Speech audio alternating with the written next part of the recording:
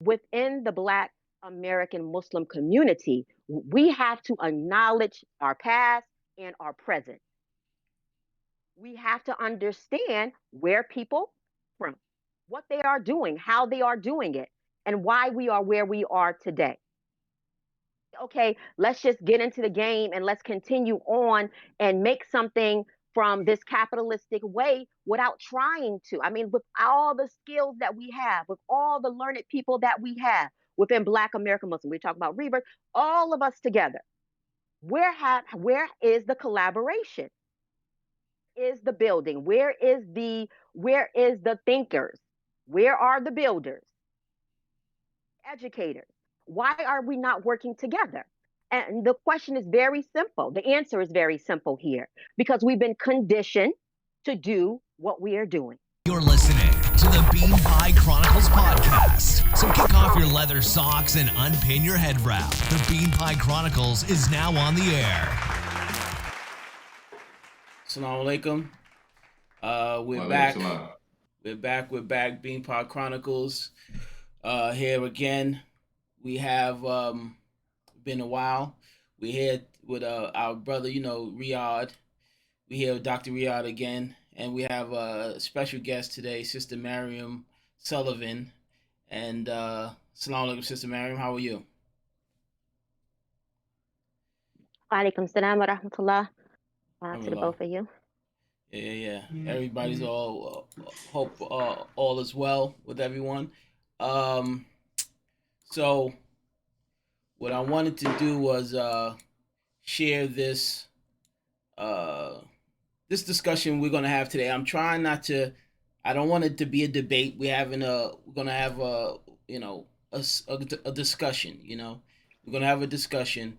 What triggered this discussion was Sister Mariam and I. We're part of a Muslim African American Muslim Facebook group. We both contribute. There's a lot of individuals that's a part of this group. I shared a post that Brother Riyadh posted on his Facebook page, and it's the subject matter is something that Brother Riyadh is very adamant. Every once in a while, he'll post something in relation to the ADOS, which is African Descendant of Slaves, which is a new acronym that where people are applying. We're African American, we're Negroes, we're all these different type of names, but the one of the newest ones is the ADOS, and so he's consistently trying to speak to the ADOS leadership and the ADOS community. So I shared a post that he shared with the group because he's not part of the group, and then Sister Mariam responded. Her response, triggered a conversation. We've been sort of had a backdoor conversation. For full disclosure, I was suspended at the time for the type of things that I typically get suspended for, not playing nice in the sandbox. But so we've been having an ongoing running discussion since then, and so I thought it would be great content for a discussion, and so Brother Riyadh was kind enough to agree, and we're going to have this discussion. So just for everyone's so that we all understand what we're talking about. So Brother Riyadh's post reads: the first ADOS Muslim leader that gives a khutbah, which is sort of like a sermon, on the benefits of infinite banking has my full support and financial backing. I do it myself, but I have the habit of slapping the out of all the everything is haram Muslims. It's easier to make dhikr when your bills are paid and you're not worried about your next meal. So this was Brother Riyadh's comment. Now, Brother Riyadh, I'm going to say that aside from the context, your main point, some sisters in the group, because there's a lot of sisters in the group, and your heavy-handed masculinity, that's what I get suspended for quite a bit. Um, you know, poor word usage. I guess I'm guilty of that. And so someone pointed out, when you said slap the shit out of, uh, you know, someone got offended with that. So like it took some of the context away from what you're talking about, your economics. You always pushing economic, the importance of learning economics and economic financial literacy. You're always pushing for the Muslim community, the African American Muslim community in particular, to be more assertive in the leadership. You put the onus on the leadership. And so just because you said that, some people took umbrage with that and used that to sort of like discredit the whole statement. Just for the record, when he says that, he means intellectually, not physically, right? Am I right, Brother Riyadh? I mean, if a Muslim thinks that I'm just gonna go around slapping other Muslims physically, when we all take Shahada and we are Muslim, I don't care what they think. I don't need them to be on my side. Yeah, right. So if that's what you feel, then I'm not here to make you feel better, right, about yourself. Because the thing is Muslims supposed to give each other 99 excuses, right? Right. So everything that I talk about is over 4 or 5 generations of Muslim failure. So we've given them the 99 excuses. If someone is offended because I'm, first of all, very masculine and I'm Americanized, which is where I was born and raised, which is where I take pride in, that I'm not trying to make them feel better about their decision to discredit me because they don't like my colorful language. So if that kind of answers your question, yeah, what I will do when I'm speaking to someone directly, right? When I'm speaking to someone directly, like we are today, I won't use this colorful language, especially a Muslim sister, because I do understand that there's a certain decorum that we should take. Right. But I'm not from a society that's not brash. I can't not be who I was raised to be, and I was non-Muslim almost as long as I've been Muslim. Right. I'll be 48 in the next week, actually. Right. So I've been Muslim 26 years. So that means I was non-Muslim 24 years. Right. Which, we know by the time you're 5 or 6 years old, you're that's where you develop most of your personality and everything. So I know this kind of a long, roundabout answer, but there are some things that I do want to say that I'm not going to touch on, but to just think that I'm just going around slapping people that I disagree with or that disagree with me is just just to be clear, we're both validating or verifying that this is just a figure of speech, and we're just to get, I was going to say something brash, but to get derailed because of this use of language, to me is a bit childish. But stuff like that happens in this group. So when I posted your message, I had my own caption where I said, this is why it's hard to define a suitable BAM man, because in this group, like I said, I don't know exactly what the statistics are, but there's a lot of women. There's a lot of conversation about marriage and suitable husbands and economics, and so so my point was, I said, this is why it's hard to find a suitable BAM. BAM stands for Black American Muslim Man, when all you talk about is religiousness and rituals, and you fail to pass the reality test. Blame yourself. So I use that to caveat, your point about the imams and the leadership, not necessarily emphasizing the importance of economics in our community in particular, right? So, there was some pushback, and like I said, I couldn't respond to anything because I was at that time suspended. So Sister Miriam, who's a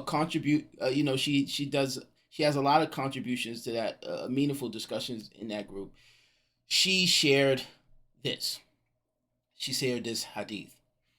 Abu Hurairah radiallahu anhu reported, the Messenger of Allah sallallahu said, peace and blessings be upon him, said, the poor Muslims will enter paradise before the rich by half a day, and the length of which is 500 years. Okay, so let me put this down. So that prompted me to, have this backdoor discussion with Sister Miriam that we've been having ever since, and it's gone far beyond just the scope of this discussion. But at the same time, I don't necessarily respond to everything that's going on. There's people talking about all types of things, but for me, in the context of the discussion or the post, to put that type of post there, to me felt like something that I'm accustomed to as an African American Muslim. Just like you pointed out, the leadership tends to preach a sort of like a poverty / piety, like they're synonymous, right? And so when we're talking about financial improvement and putting emphasis on finance from our community, and I keep having to emphasize that we're talking about our community, not a community of rich people or people that have access and money and businesses that have to be reminded, like, not to get overwhelmed with all of their access and their riches. We're talking about people that are generally, financially illiterate, struggling economically. To put that type of hadith forward, I felt was sort of counterproductive. And so that's why I reached out to the sister, and we've been talking about that idea ever since. So, Sister Miriam, if you've been sitting there quietly, so if you want to say anything, inshallah. Yeah. Thank you, Barakallahu Fiq, to the both of you for Barakallahu Fikum for your explanations. Um, I'm going to go back a little bit because I feel that it's necessary to give a little bit of more context. I posted that hadith because someone pushed back against you, one of the moderators, in regards to, and obviously to the brother Riyad as well, in regards to the statement regarding poverty and our understanding of it, not with just in our community, but within the larger Black American community as well. Because, like you said, we all family. They are our people. They are our people. The same things that are affecting them affect us as well within our niche community as Black American Muslims. So when we're looking at us collectively, non-Muslims, Muslims collectively, we are a group of impoverished people. We are not at the top of the totem pole in any regard. And if you look at some of the theories from the ADOS community, the ADOS community, you'll see that as well. This recognition that Black people as a whole, we've had this legacy of being left behind. And so I feel in that understanding of where she was coming from, where the sister was coming from, and saying that, look, hey, rich people, they have their struggles as well. Whether they're rich Muslims or rich non-Muslims, they are not the be all, end all. They're not more faithful. They're Muslim or non-Muslim. Not true. In terms of their mental health, in terms of their social health, in their marriages, they're not more than anyone. And in fact, they have the same calamities, the same tests, as Allah says. That's why I say to you, the foundation of this deen, going back and looking at that and keeping in mind the framework that we're working with, right? Which goes back to what Allah has said, because we know that His word is true. The framework in terms of people is that whether you're at the top or the bottom, you have your tests, you have your calamities, you have your struggles. But of course, we know that having money, having economics, having access to that is very vital. So I never said that. I never said that money and economic stability was not necessary to complete and to combine and to collaborate and to uplift us as a people. But that I put that hadith there to frame what was being said, what the other sister was saying, which is that there is good poverty. Those who recognize it, right? So it's not that having money is going to make you a better believer. That's not true. That's not what we understand from Islam. We understand from Islam that if you have wealth and you do the right things with it, you have the right attitude, you are collaborating with the community, you are uplifting people, you are giving zakat, you are giving sadaqah, then that puts you at the upper hand. That's why I put that hadith there. I am not from the group of people who say that you can't have a job or you shouldn't work with the kuffar. We're not. No one said that. We're saying that look at our conditions. Look at our conditions. It would be great to say, okay, black people have this great amount of wealth, but we don't. We really don't. So when we are talking about the impoverished of the world, talking about whether you're talking about the east, the west, the north, the south, black people are there.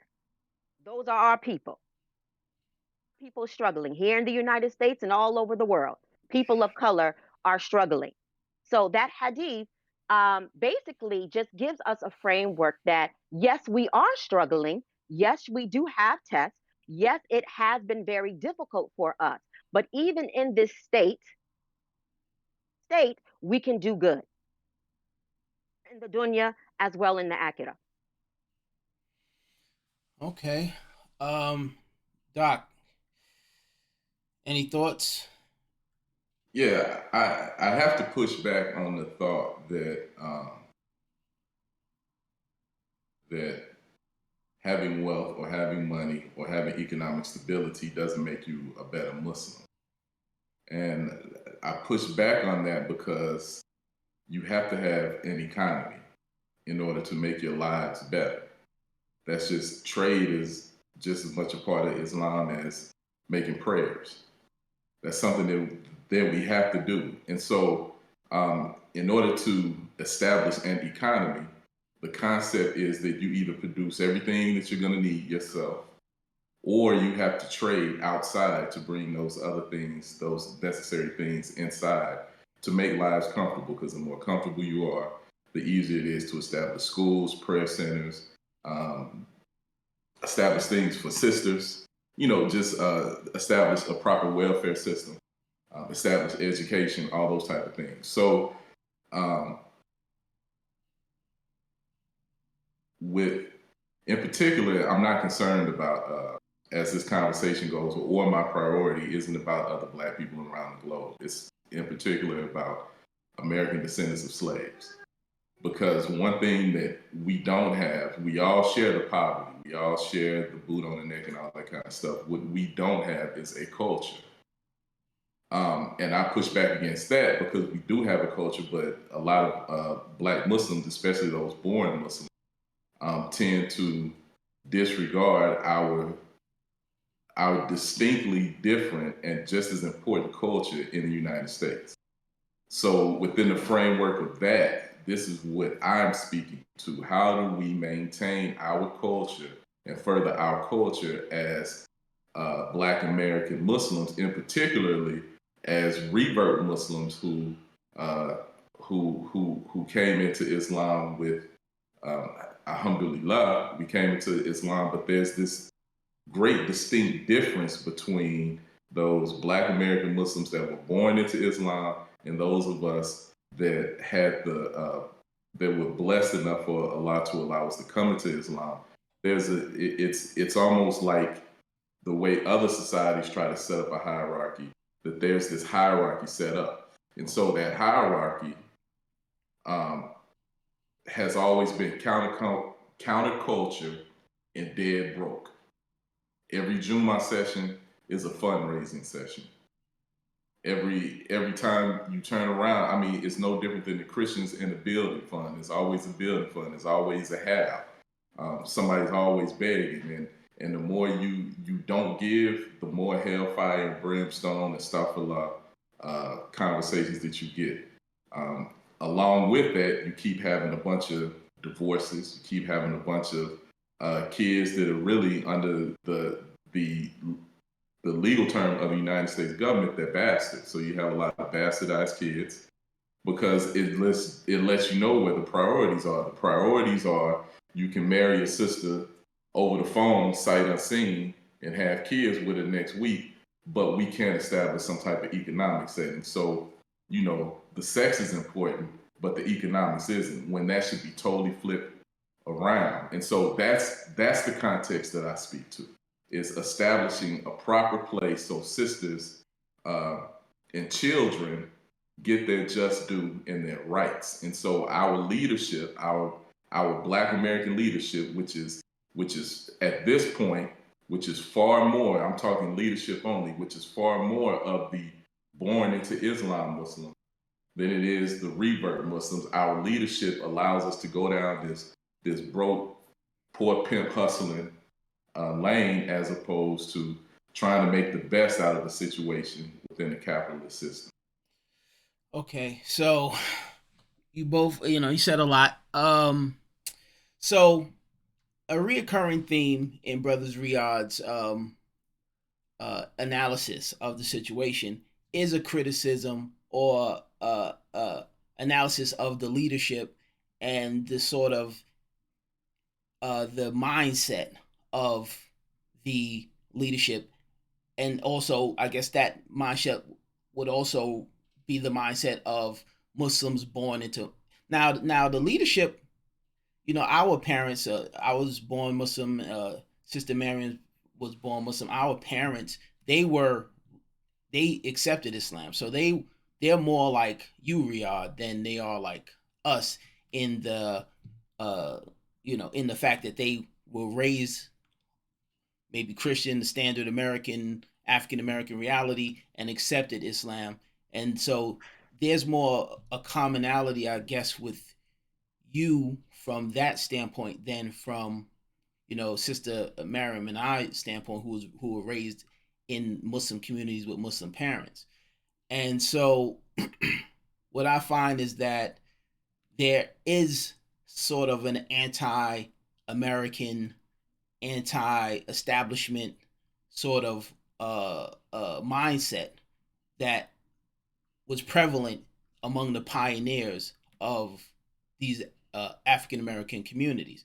Like Islam, for a lot of our parents, was almost more political, or just as much of a political statement as it was a religious statement.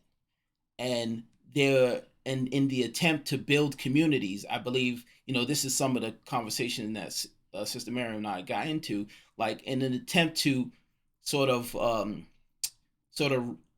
reimagine themselves casting themselves in the role of Prophet Muhammad Sallallahu Alaihi Wasallam and the companions.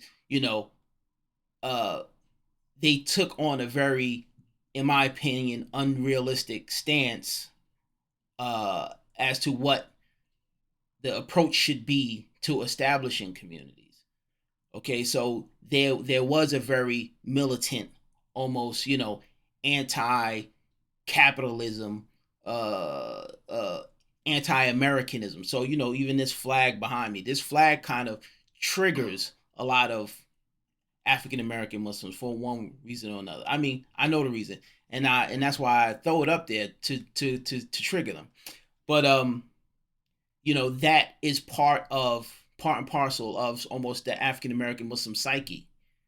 And some of your positions that you're taking, you come off sort of like pro-capitalist. And Sister Mariam, that was a lot of our conversation. I don't know exactly what I would call her. She's a capitalist. She's a reluctant capitalist. She's an author. She sells books internationally, and her books are sort of based on her unique African American urban background. So she's a capitalist, but at the same time, she's I don't know. How do I explain this? She I think she does have or does harbor some of the, you know, uh boot on our neck. A big part of our conversation. She's part of the let's pack up our bags and leave America, the land of oppression kind of, that's a group. Some of our parents sent their children overseas, and I think she's one of the people, young people that grew up and spent a long time overseas, in Muslim lands. And so they you uh I think she saw or perceived some benefit to that for the betterment of the African American, because here in America we are under oppression. We are dealing with racism and anti-Muslim sentiment, and there's a lot going on. So I think that, I don't know if I would just chalk it up to leadership per se, but um, within the African American Muslim community, I think that we haven't, when we talk about culture, we haven't necessarily rectified. Our culture wasn't created intentionally because there's groups of Muslims, large swaths of Muslims, African American, yes, American question mark, Muslim, yes. So we're black, yes, American, you know, there's different degrees of how much we accept our Americanness and what that means. And Muslim, yes, you know, and you seem to be very willing to accept your American heritage and legacy and role and place in this society. Sister Miriam, not so much. Um, she has a heavy emphasis on the idea that we should be have an exit strategy. Sister Mary, you would like to build on that a little?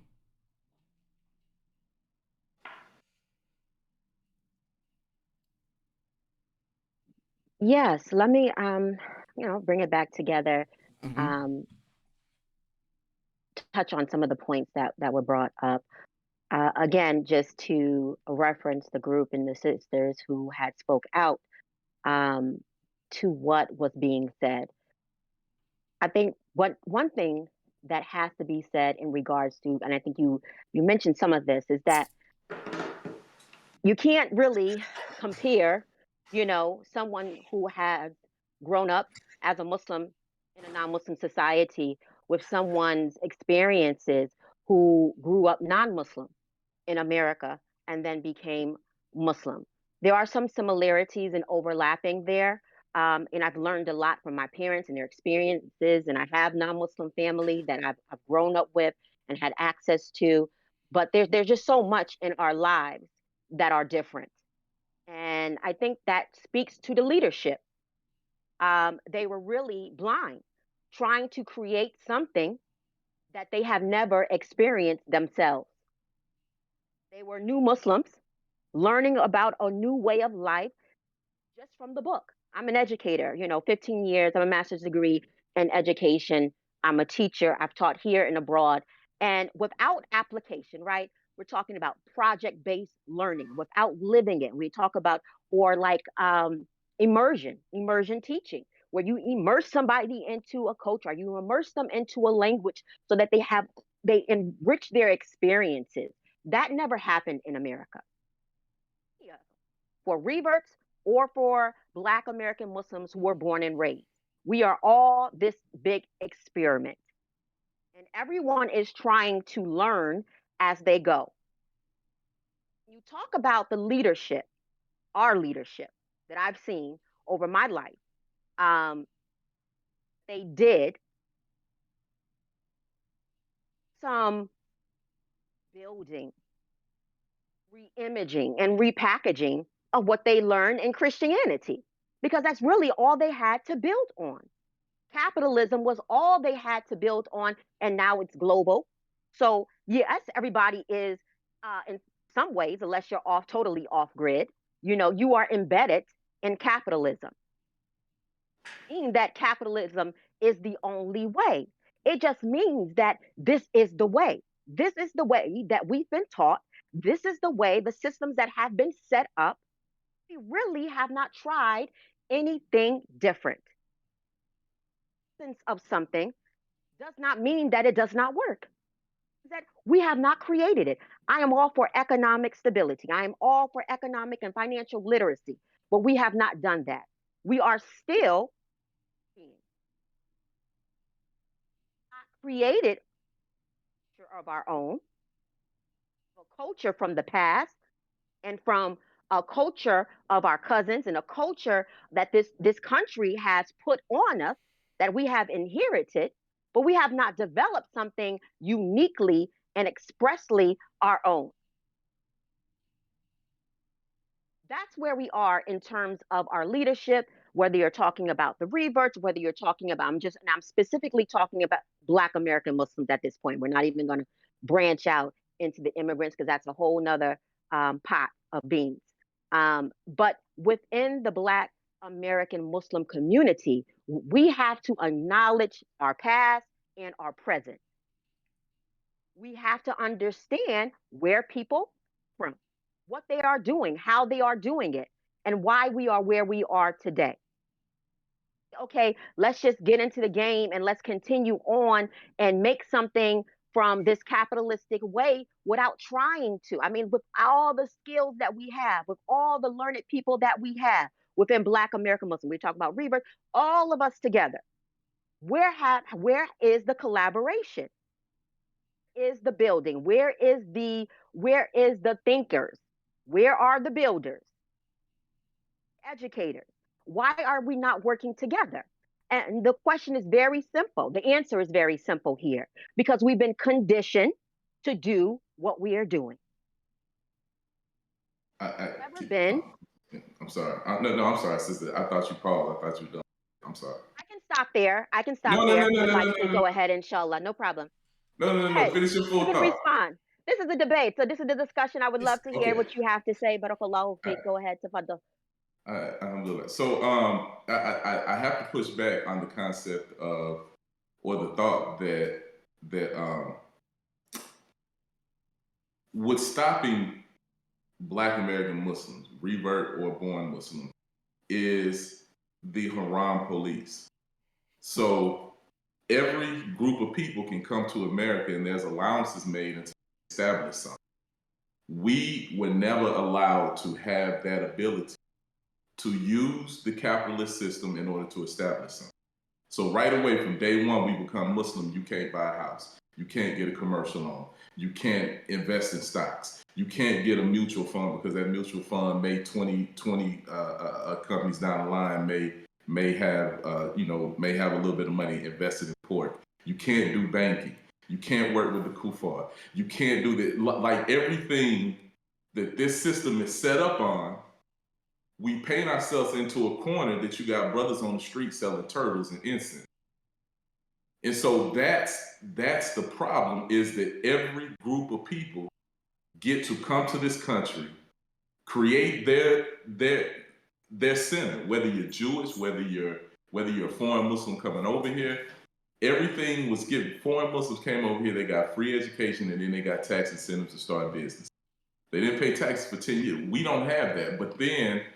But then the teachers and the scholars that are teaching our Black leadership 30, 40, 50 years ago are telling them, no, everything you do is wrong, stuff for life.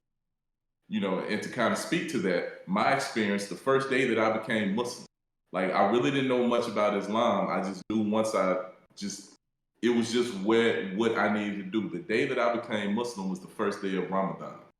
The first thing somebody turned to me and said was, we're going to see how long you're going to be Muslim. Now you got to start fasting. It's day one. I prayed one time in my entire life. I made salat one time in my entire life. I couldn't even tell you what the 5 pillars were. But that's the first thing that the Muslim said to me. Now, I'm just one of those, I'm going to show you better than I can tell you type people. And I made it. But I had never fasted before in my life. And so that's what's happening to us. And so you have this group of Muslims that are still holding tight to the fact that they're trying to live as if Islam is established. or they're trying to live as if we can't fight until we get to the point that we can start to remove and create these enclaves and these places for ourselves. So Muslims want to work together, but you can't work together if you want to go get a commercial loan.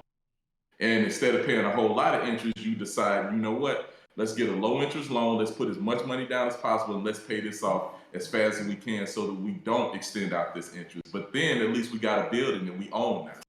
And now we can go get a line of credit based on this building. And then, like, you know, so the way that economics work in America, Muslims won't accept it and do it until we can do better. Unlike every other group of people that come over here, not just Muslims, but every other group that come over here does that. And so that's our downfall in this country. And so with that being said, if there's a better way, if there's a different way, if there's something established, the leadership needs to tell us. Because over the last 40, 50 years, you know, I've read a lot of books. I've listened to a lot of cookbooks. I had the pleasure of meeting a lot of our leadership because I used to be a part of Islam on Demand. It used to be called Mecca Century Dawah Group. And my dear brother, Adam, started that country when we at the University of Miami together. And he took it and ran with it, but I've had the distinct pleasure, and my criticism isn't hate. My criticism is because I love my leadership and I love Muslims, and we have to do something different. I'm not saying necessarily that what I'm saying is correct. It's what I believe to be correct. And it's how I'm living my life, and it's what I'm teaching my children. But if somebody gives me something better, but give it to me. Don't tell me something that works for somebody else. I need something distinctly germane to our condition in this society where we are today. And to get on your subject, and I just have this question, and if you respond, I appreciate it. Where are Black people supposed to go make hijrah to? And how do we pay for it? So I came into Islam with 3 kids and a wife that wasn't Muslim. So how do I make hijrah without taking from the capitalist system in order to be able to establish myself somewhere else? Because there are no host families. There's no countries telling us. Well, first of all, my thought is I don't think there's any Muslim countries. There's some countries with a majority of Muslims living there, but there's no Muslim countries, especially where you have a monarchy.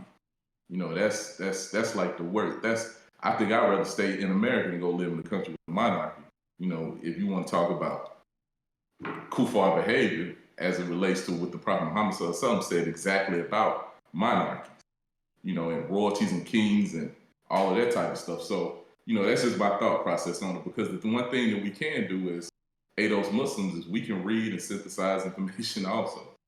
So, you know, if something is expressly forbidden, not something, you know, a religious scholar thought 200, 300, 400, 500 years after Prophet Muhammad died, if something is expressly forbidden out of the mouth of the Prophet Muhammad SAW, then you got to deal with it. But instead, every Muslim country has a king. You know, so that's where I'm supposed to go and be a second-class citizen there. Sis? Yeah, I want to just here. We are mentioning ADOS, one of the books that Yvette Carnell had on her reading list that I read some years ago, How Capitalism Underdeveloped Black America Problems and Raised Political Economy in Society by Mr. Manning Marable. It's an excellent read and historical that I think all of Black America, as well as BAM's Black American Muslims, should be reading. The history of capitalism on our community as a whole in this country. And again, capitalism is global. There is little we can do about that collectively. Get out of that system. But when we are collaborating together, when we are coming together, when we are working together, the thinkers, the movers, the shakers, there are things that we can do. There are a lot of things that we can do that we have not tried to do. And again, if you continue to work in the system and work for the system, then you can never have time, energy, resources to do something differently. But I wanna address the hijra thing. I do want to address the hijra thing. I understand realistically, right, that hijra may not be a viable solution for every Muslim American. It just isn't for a variety of reasons. Um, but a hijra, you think about the Nabi sallallahu alaihi wasallam, he went from Mecca to Medina. He didn't leave the country. You understand? He didn't pack up and go from Mecca to Pakistan. So if you are in Brooklyn, you in Philadelphia, you're in Atlanta, you're in LA, you're in Detroit, possible for you, but to get somewhere else safer. Thinking, think about the Mormons, and I've said this before. Think about the Mormons. Think about the Amish, the Jewish communities. Where do they set their communities up? Why are we so isolated in the inner city? In fact, our children go through this maze, sorts of haram. You do that to them. Get mad at them when they are not able to overcome those challenges. Are there so many Muslims in Philadelphia? We need to be asking. Get to the monarchy. Monarchy. A lot of land here that is unused. Have you been to Middle America? In any state?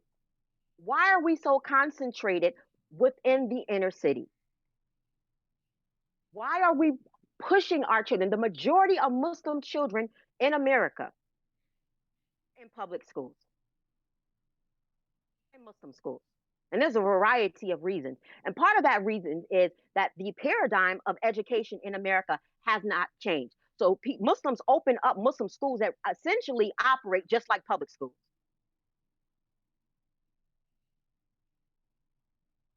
That you have Pakistanis or Indians or Arabs running that particular school. But the school is no different than the public school. They have Arabic or Islamic studies added on. But some charter schools offer those subjects as well. So we have a lot of things that we can do here. There's land. And even with like, taking out loans, 1,000 Muslims or more in some of these metro areas. But we are underusing sadaqah and we are underusing zakat. Just pulling up another article that just came out through the University of Indiana. American Muslims give more in charity than non-Muslims in the last 5 years in America. Over $1 billion is coming out of our masajids, out of our nonprofit organizations, out of our Muslim schools. Three things right there. During the pandemic, we have money in Black American Muslims. We are more educated. We have more property. We have more businesses than the previous generations, for sure, without a doubt. In one rooms in the 80s. So we can't give $5 a week, buy a $200,000 building, $100,000.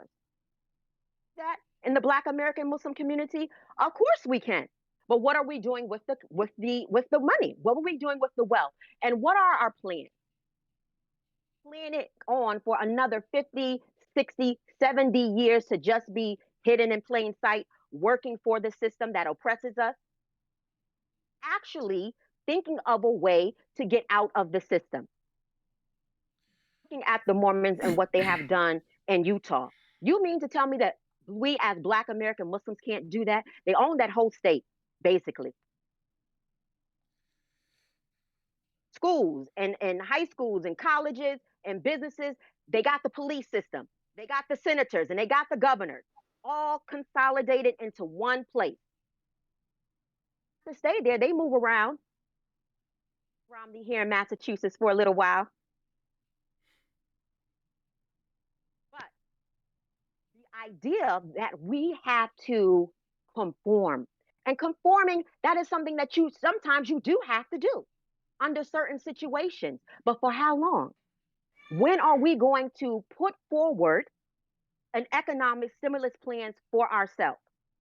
When are we going to come together to collaborate and say, this system right here that we are in, we're stuck in it right now. But these are some things that we can do on 1, 2, and 3 that we need to have done and completed by the end of the year so that we can alleviate 1, 2, and 3. Well, I think that. Thank you for that. Um, you know, Hey, can I respond? yeah, yeah, sure. Do your thing. You should.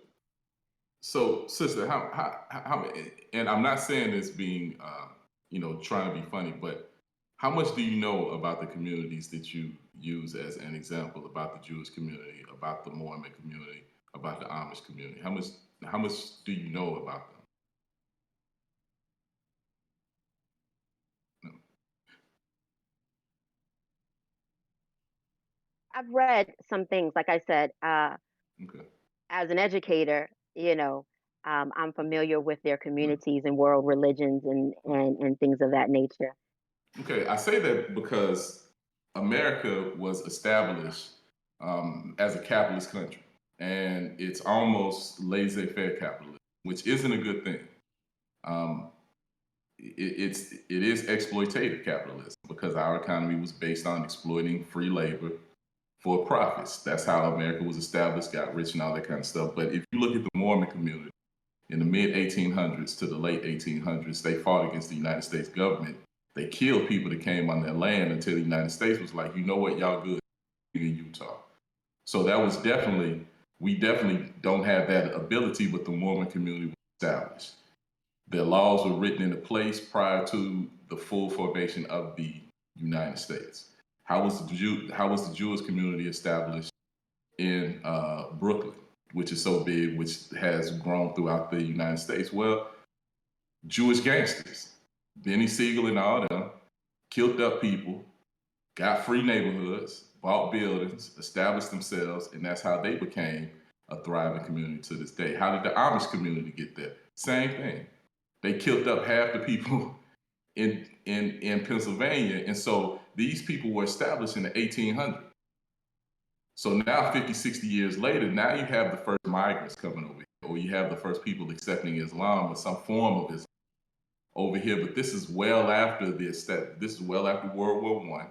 This is well after the whole United States has become has the ability for the American military to deal with people has been established. But you have these preceding laws and documents and understanding that the government is just kind of like, we're not going to touch it. We won't infringe on you.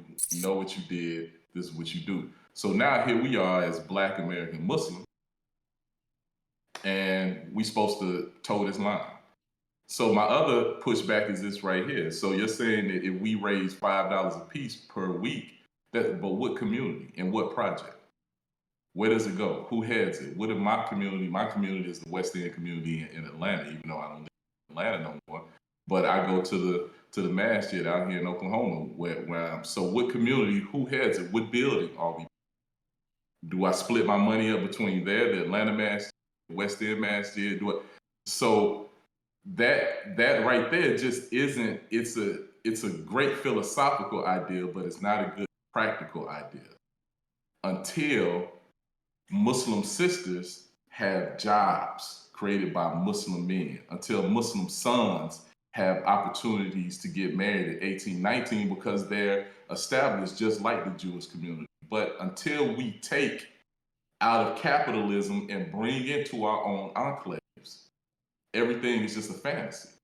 And so the problem is we are a failure to launch community because we're talking about things that should happen after we've taken from capitalism by whatever means that we need to do, as little as possible, but as much as we need in order to establish ourselves. So that's my pushback. And I agree with you to a point. I think there has to be things established. It's the responsibility of Muslim men to talk to each other and decide, where are you going to do what?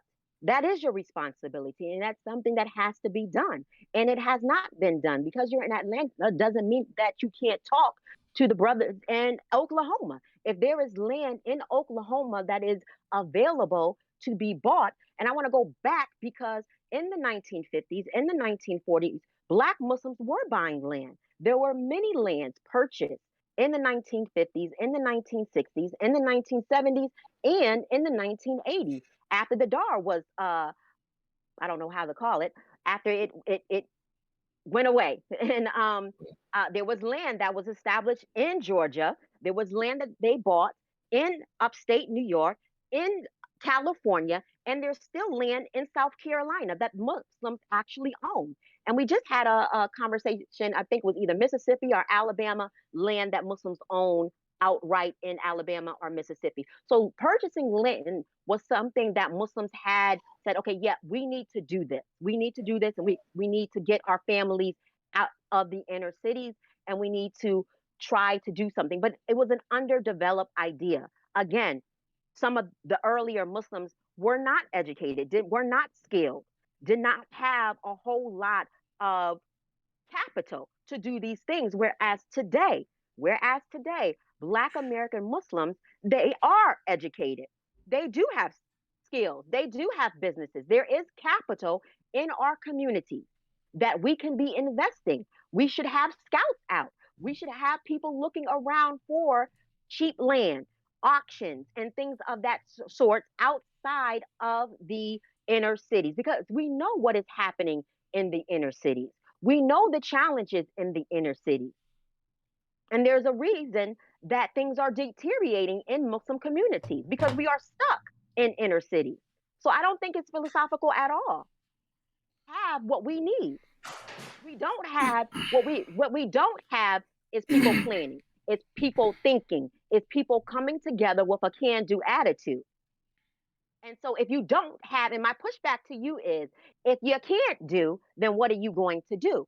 Because if you can't succeed here, all right, so then that leads us to the Hijra situation, which is a real situation. Some Black American Muslims will have to go. The situation here is deteriorating.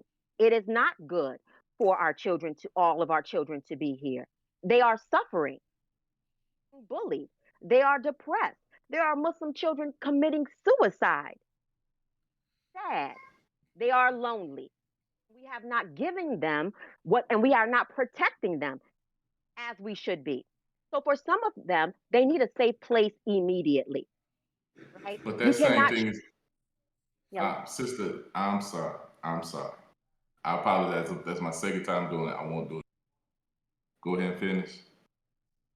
I was saying that in some situations, and I think you mentioned this before, maybe just networking and sending groups of Muslim children somewhere safe for a little while, even if it's just a year or two, so that they are able to develop and breathe and live and learn and be happy outside of these communities that don't have enough to provide for them.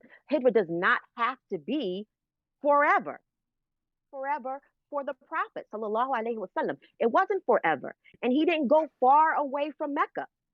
So there are some. What are we going to do? We need to do something right now, and going into other places that are safe, whether it's a monarchy or not, it's better than white supremacy. Yo, so alhamdulillah, listen, you know, so for me, I like I said, I've been talking to the sister a lot. Not talking but texting. And there's a vital what I was trying to explain, or what I would see as a vital issue is that, and it's a fallacy in logic. I kept kind of explaining that the the both of you are, um, in my opinion, are talking about the same problem, but from different ends of the spectrum. And for me, um, the Hijra has to do with your mind, like the thought pattern. So I understand that you're talking about um, there's sort of like an emergency situation in that children are, not just Muslims, but African American children. The society is sort of I wouldn't necessarily say imploding, but it's going in a certain direction. And if you're God conscious or religious people, you might, it's not going your way. If you have other ambitions and you are super liberal and you're into the LBGQ, you're having the time of your life at this point in time. So I think that we have to be clear that, when you're the type of oppression that you're talking about is a psychological oppression, in the sense that the vision for what life should be and should be about is not being reflected in the overriding society. So as Muslims, we are counterculture. We are going in one direction from a theological, even from a moral standpoint, and society seems to be going in the complete opposite direction. So our children are being taught and promoted and pushed to think a certain way, and the society is going in a total different direction. If you're in flow with that society, then you're having a ball, like you're having a heyday, And for those individuals that perceive the world as like Riyadh said, the haram police, if that's the world that you're living in psychologically, because most of this, as a Muslim woman, I know that, just like right now on this screen, you can look at me, you probably think I'm in the Navy or something. I got the flag behind me. My man here, University of Miami, his album might be dropping pretty soon. You're obviously Muslim, right? And so you have a different reality, experience, just walking down the street, being yourself. And the protection, it's the duty of the men to create this bubble around you. So you don't necessarily have to make hijrah and be safe, because that's the demand of that's the role of the man to create. Listen, where are you not safe at? If there's somebody encroaching on your safety, then that barrier needs to be removed.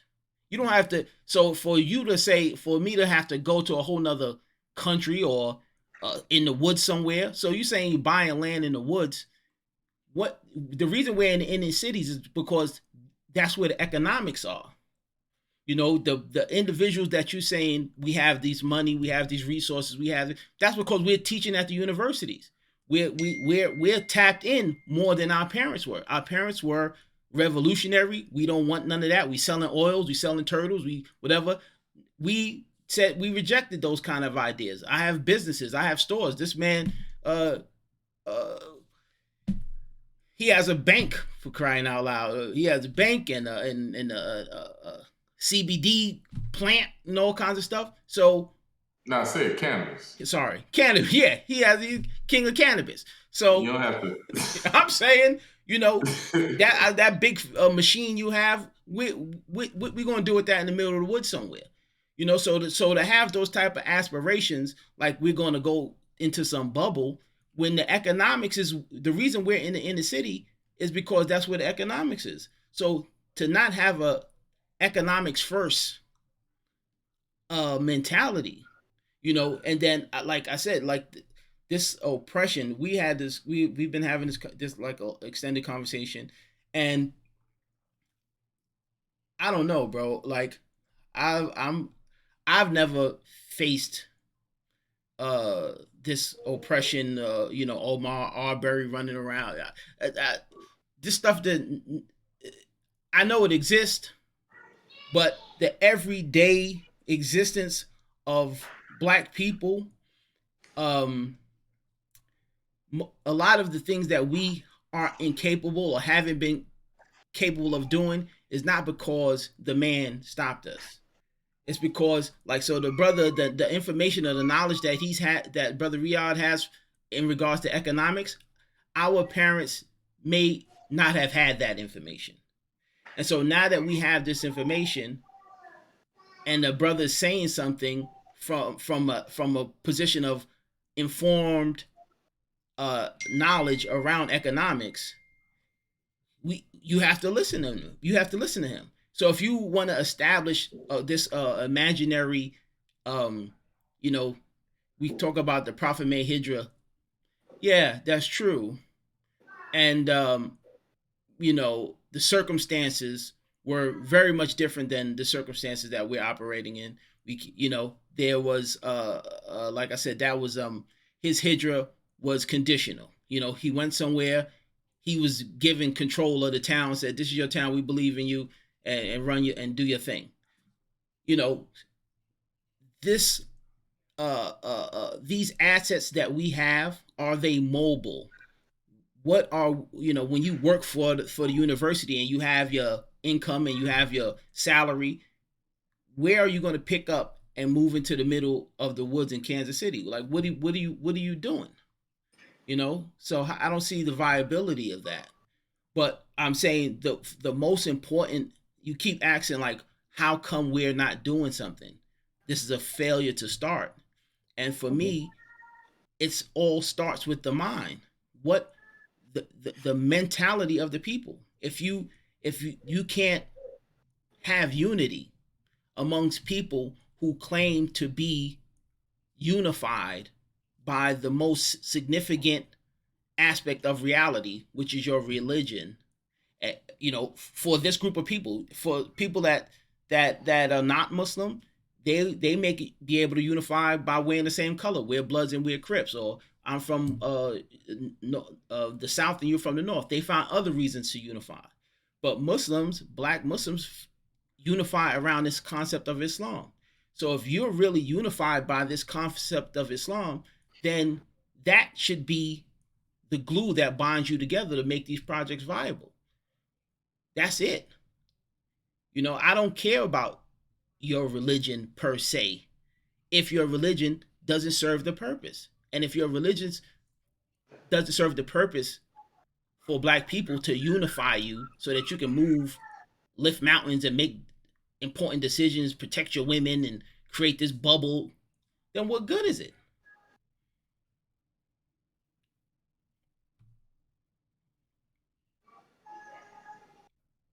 Those are noteworthy points, and I agree with them. However, again, the religion that we have, alhamdulillah, we have it, but we're also submerged into a society that is conditioning us every single day. And just going back to that point, which where you go to and all of that, and building industry, isn't that what we're talking about? Yep. Stability. So why are we staying stuck in the inner cities as Muslims? Willing to build industry? Are you willing to build your own schools? Are you willing to build your own businesses? If we have the, yep, go ahead. Yella. Sister Pete, people don't do that in America from donations. People do that in America with a 10% down payment and paying a low interest rate until they can pay it off quick or they term out. Or better yet, what you do is you get you a loan, you pay most of it off, and then you go directly to the lien holder and you try to buy at a discount, because most of the time these loans, they don't want to keep them on their term anyway. So there's ways that it may seem as though you're paying interest, but by the time you finish, between tax rebates, between not paying taxes on money that you borrow, and between going before you pay the principal off and not refinancing, that's retail side, but going to purchase the actual loan. But then at that point you purchase this loan at a discount because they made their money. They don't want it on. And then guess what? Since I own the loan, guess what I do? I forgive the loan. So there's ways that, and this is my issue, is that Muslims will say, oh no, you can't do interest, but it's like, okay, cool. Let me show you how to get it without doing interest. Let me show you how it may look like you're paying interest for 4 or 5 years, but by the time you purchase that loan, you own that note now. So you forgive it. And so that negates all of the interest that you would have paid, and that amount that you paid ends up being the same amount as if you got a traditional Islamic loan.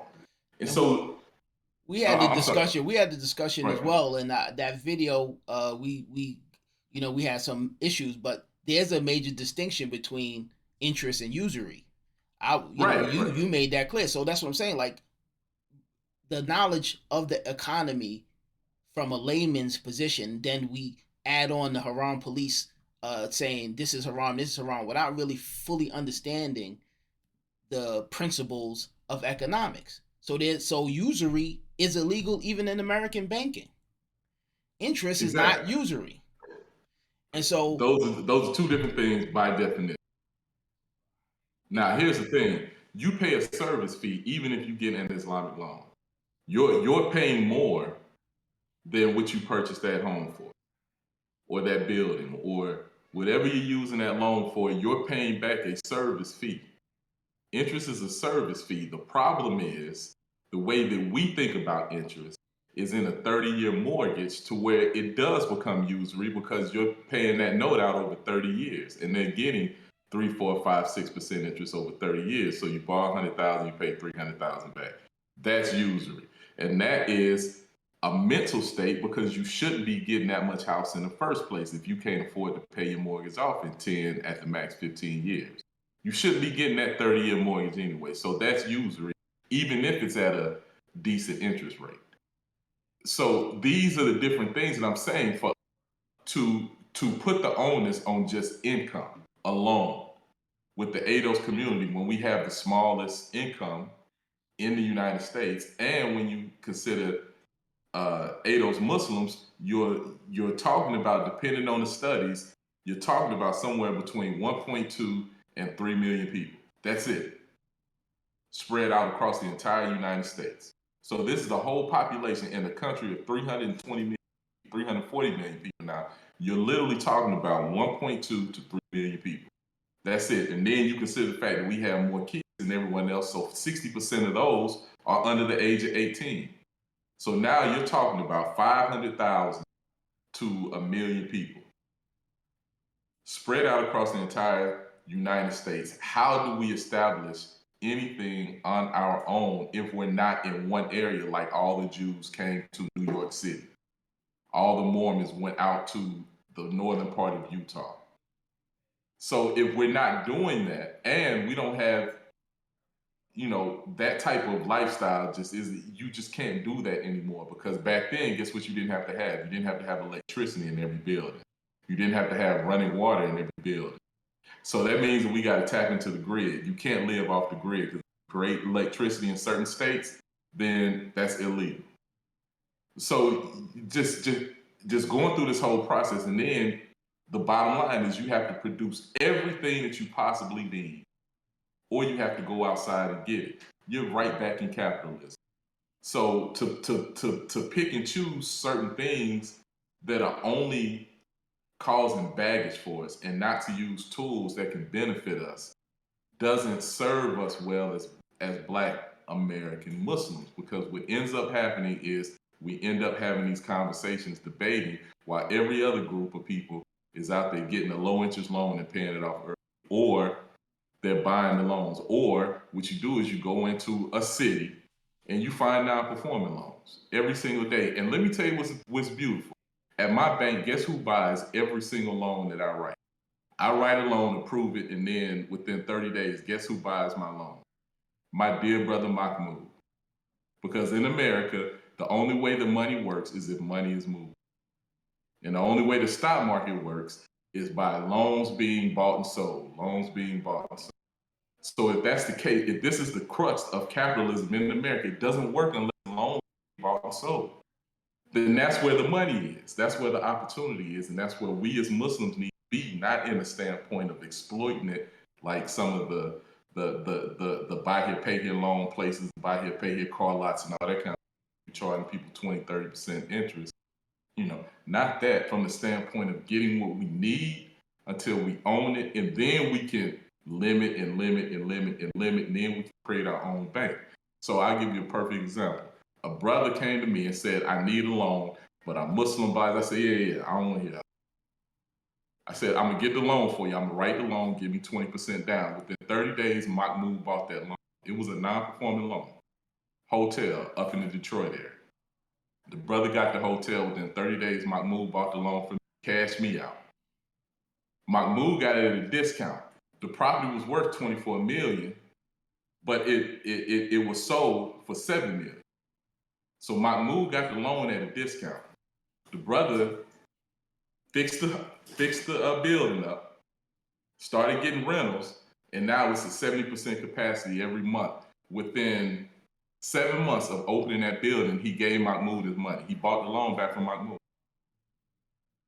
So this is what I'm saying. We're not even putting ourselves in a position to do this type of thing so that we can have the industry to talk about, sister, because it's haram.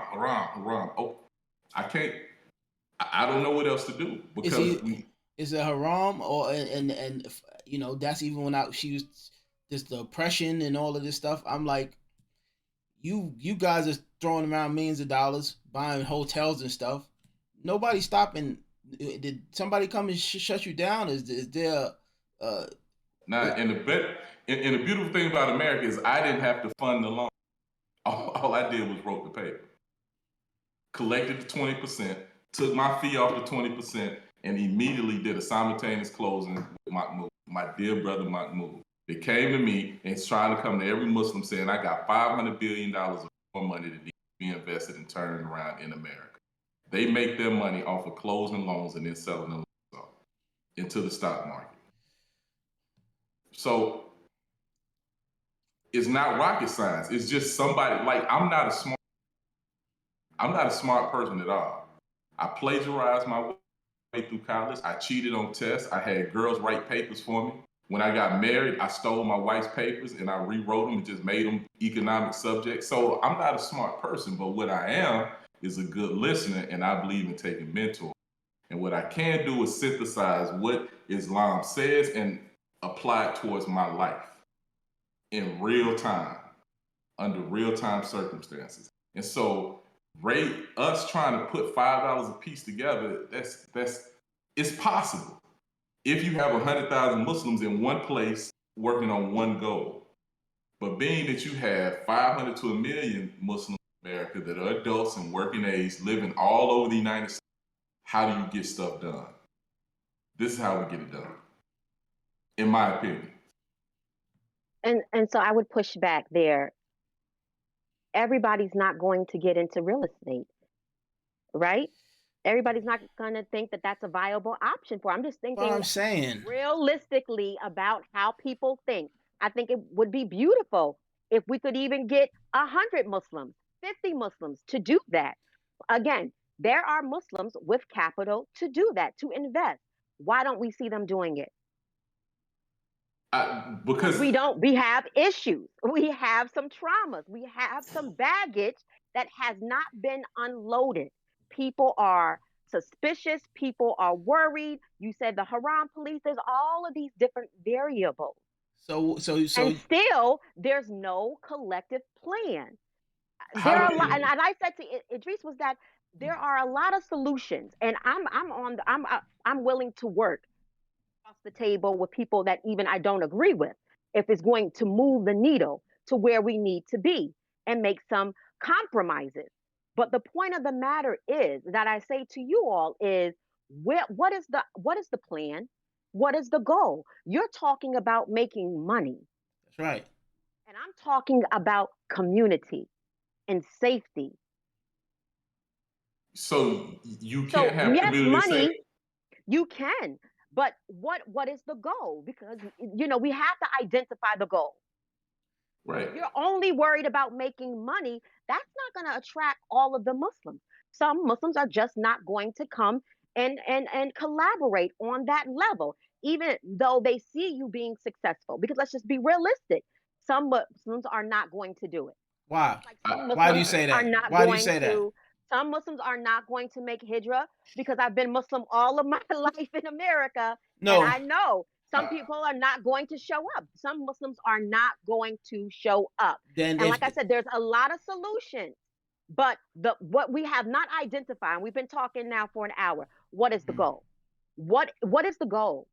Because until we identify the goal, right, that we are working as collectively as a Muslim, then Muslims are going to be confused, I because think it sounds like you are talking about this capitalistic wave because it makes the most money, it makes the most sense, it's the easiest way to do it, but that's not going to attract probably even half of the Muslims in America. So let's get Well, realistic. okay, well, realistically, you can have all the bright ideas that you want, and you can have all the love and kumbaya moments that you want, but if they can't be paid for, then you're not establishing anything.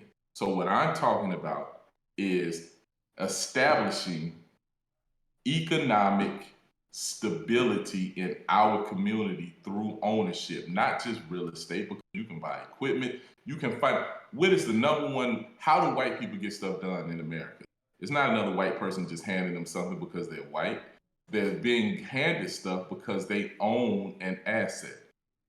And they're being lent money on that asset. And when they run out of that money, get paid down and they refinance based off of that asset. Because they own that asset, they're able to get other types of benefits. And so this is what I'm saying. We didn't set the system up. We didn't make the system. But if you live in America, white people have 111,000 of assets. Why? Because they own a property. They own their home. Many of them own multiple properties. And if we can't even get to that basis, to where we're owning our homes, then I'm at a loss. How do you buy, if you go buy a community, if you go buy land in Oklahoma, it's a lot of cheap land here. I got 140 acres, hour and a half south of here. It's a bunch of cannabis on it right now, but if the Muslims want to move there and got a solution, they can have the property. But the thing that I'm saying is, once you do that, how do you pay for the cement? How do you pay for the bricks? How do you pay for the electricity to go there? How do you pay for the clean water? How do you build a school? How do you pay teachers to come there? How do you pay for the hospital? Muslim sisters want to go establish a community, still got to go to the capital, to go to the hospital, about that, and all that other stuff. Like this is where I'm confused. So the basis, which is why it was so important when the Prophet Muhammad Sallallahu Alaihi Wasallam made hijrah, and I talk about this all the time. He did three things. The first thing he did was establish where the masjid was. The second thing he did was said, okay, I want to live. The third thing he did, he didn't kiss his wife. He didn't congratulate the brothers and the sisters. He saw one sister and said, it's your job to establish the marketplace. Because you can't have nothing. You can't have a community without stable economics. That's it. There is no community. And we see today, I'm sorry, There's a fly trying to kill you. Yeah, man. I've been trying to fight it this whole show. And so it's unrealistic to establish anything without first. So if I got $1 million, spend $2 million, then what? We got a nice building, but no way to sustain it, no way to sustain the people, no way to make the sisters not want to be unclothed and go out and make them want to stay here, because you can't. People gravitate towards comfort. That's what people gravitate towards, especially sisters. And if sisters want to be comfortable, then we got to make money and we got to have houses, have a stable way of making money outside of having to deal with capitalists. And I'll just say this. I'll say this right here. I'll give you a perfect example. I'm in a very racist state. A very racist state. But you know why I can move how I move in this state? And people love me? Because half my staff is racist white folks.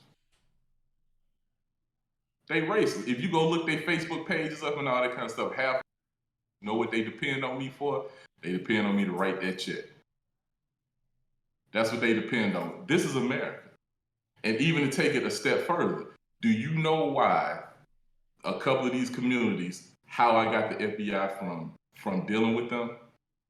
Because I got into the cannabis business. I made a lot of money in the cannabis business. I donated to some Republicans fund, and then I went to them. I said, hey, we're Americans like you. Stop sending the FBI over to these masses. You're scaring the people. Nobody over there is doing anything. We just Americans, man. We love America just like you. We don't want nothing to happen. It was that conversation happened. Not because I feel like I'm just throwing money around, but because that's access. Money provides access to even have these type of conversations. And so even though I personally don't vote, I'm not knocking anybody that votes, or does politics, but I do politics the way that I do politics. And so this is what I'm saying. If we're not doing these type of it doesn't make sense no matter where you go, because there's some type of politics that you got to play everywhere. And I really have to push back on the fact that, I feel like Arab racism is just as bad, if not worse, than white American racism. It's all the same to me. It's all the same to me. I'm not gonna go to no. So I mean, I think young Muslim men are not being shot down on the street at traffic lights. Who's being shot down? Who is being shot down? No. I'm talking about overseas. I'm talking about overseas. Black people. I'm talking about overseas. But I'm talking about right here in America. Right here in America, you can be shot at a traffic stop. You could be shot. You could be shot running down the street. Young Dolph got shot. Young Dolph got shot buying cookies. He did. Yeah. So this is America, and there's a lot of violence that goes on there. Going overseas to no kingdoms, giving bayat to a king. I guarantee. So that you could be. I guarantee you. If I was over in I would be beheaded. I'd be shot. I'd be put in prison for 40 years, like any other Sheikh or scholar that says. The fear. That's the fear of living. It's not. I'm saying, but what's go to a monarchy? It's a reality. There's other places. I'm saying, but the whole continent. But what would be the point? That you could go to. What would be the point? Not be forever. Why? I go there forever, or I don't go there. But what's the point? What's the point? Every other day, you see a video where some African is over in some Arab country being thrown out a window or abused, locked up, or their visa taken up, or now and because I move on both sides of the fence, I know a whole lot of OnlyFans girls. They go over there to get over there and think they're gonna be over there in them Arab countries for a week or two, and end up getting their passport taken, and they basically sex slaves for 3, 4, 5 weeks, and then they give them their passport and they get tired of them and send them home. So let's not have a lot. So let's not pretend we have a lot of rape cases every minute. I'm not saying. I'm saying 7 minutes. Over there is the same. A woman is raped. I mean, it's the same but that's the point. Right. What are we running to? That's my point. It's the same. If the brother clearly explained the conditions where we create an environment, he has daughters, you have your wife, you have your daughters. Are they oppressed? Is people chasing them around, snatching off their keymalls and beating them up? Or your son, you have 2 little sons. Are you afraid of the cops? He talks crazy on his Facebook page. I'm surprised the white man ain't got him somewhere hogtied. I mean, that's a reality that you can buy into overwhelmingly, to the point where you're making decisions based on these occurrences, as opposed to the reality that, as far as if you want to look at statistics, the most dangerous person to a black man is another black man. I mean, if you want to look at who's killing who, because of the system that he lives in, that conditions him to behave that way. So if you have Islam and you have a culture, that's what your culture is supposed to do. Your culture is supposed to condition you to operate in a certain way. So if this is what's happening in the regular world, the non-Muslim world, these are the behaviors that are being projected to them. Your culture, just like inside your house, you have a culture. So my children are not running around whatever, because I've established a certain culture of behavior, thought patterns, whatever. Same thing for Riyadh. So that culture that individuals have created in their houses, to where their children and their wives and everybody is safe and secure in their thought process first and foremost, that can be extended to. So the way that you see things is going to impact the way that you perceive things. He perceives things like with all of these possibilities, because we're doing these things. You have businesses, you have stores, you have your entrepreneurs, cats getting money, your children are chilling. So what am I going overseas for, except to be like a rich American chilling in Dubai for 2 seconds? I might as well go to Bahamas. If it's not a viable solution for you, That's fine. It doesn't mean that it's not a viable solution for other Black American Muslims. You keep speaking as if your situation or my situation or the brother's situation speaks for everyone. And that's just not the case. But no, what I'm saying is That's just not the case. your situation. What I'm saying is the analysis And I know that, on I know that a lot of Black American Muslims have not lived my life. And that's fine. I understand that. But a lot of other Black American Muslims and the Black Americans in totality are having a different situation. They're how dealing much with a different, again, going back to the Philadelphia situation, what's about Philadelphia? over 500 deaths in a year. That's what the children are seeing. That's what the women are seeing every single day.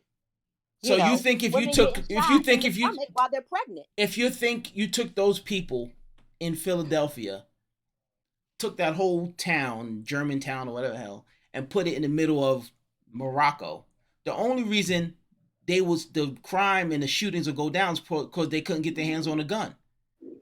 That's it. The people, as long as the mind of set of the people are the same. So Philadelphia, we know that's a hotbed of Muslim, African American Muslim community. The most transparent, the obvious Muslim environment. Those dudes is wild and crazy, and so it's not about the environment. So if you took them out of that environment and just put some Irish people there or some German people there, they're not going to just turn into buck wild crazy niggas. It's the mentality is the problem is in the head of the people. Right, but I guarantee you that would change if they wasn't broke.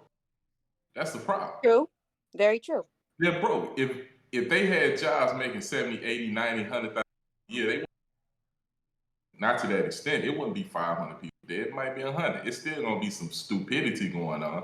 But that's my point. When you can't offer young brothers decent jobs without going to college and spending $10, $20, $1,000 per year to try to go to college to end up in debt, when you can't do that, then you end up with people that try to take this other route because they can get to the money quick. If I start doing stuff, I can make money today. Now, if I'm saying, hey, look, brother, I got another solution for you. I'm going to start you off at 50, be my apprentice, and within a year, you'll be making 80, 90,000. Or I'm going to give you the opportunity to make unlimited money. I'm going to teach you how to sell commercial. I'm going to teach you how to cultivate. I'm going to teach you how to make clothes. I'm going to teach you how to write programs. I had a program 5-6 years ago before anybody got on the bandwagon. Black Muslims, especially Black Muslims, start learning how to program because they want to be home. They need to learn computer program. They can be home and make $200,000 a year. I got laughed out the mad shit. So we love being broke. Let's call it what it is. We love being broke. We think being broke is pious. We think this extra additional struggle to race to the bottom of American society somehow makes us more pious. Because we are the bottom of the economic rung and we'll be in paradise faster because poor makes a struggle. But then the Prophet Muhammad Sallallahu best friend, one of the richest people in Arabia. And he was pious and he was a beautiful person, not because he stopped making money, not because he stopped establishing Islam, but because when he got it, he gave it to him. And so I want us to get to that point. And you're right. People aren't gonna, a lot of Muslims don't like me just because I don't talk how, like I got taught by an Arab scholar. I did, but I just didn't take his culture, his cadence, the way he talks. I'm from the South and I'm American, so I talk how I talk. We forgive you, man. We had this debate all the time. So, but yeah, so like even when I'm having a conversation, like I'm some weak, been over, in a throw, raised in the woods of, some mountainous Arab country. No, I grew up in America. I was 12 years old. That's my. I was on the streets with guns when I was 15. I was selling drugs at 17. I was selling drugs in college.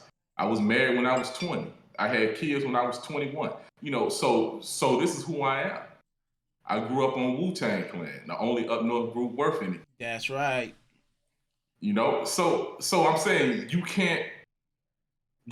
People are turned off by my message, not because it's not right, but because as much as people say they're proud Black Muslims, they're not, because the way that we're taught Islam is to worship Arab and other cultures. And one of the funniest things to me is to see a sister or a brother walking to the masjid and they got on a Pakistani headgear with a Moroccan robe and you know, some Yemeni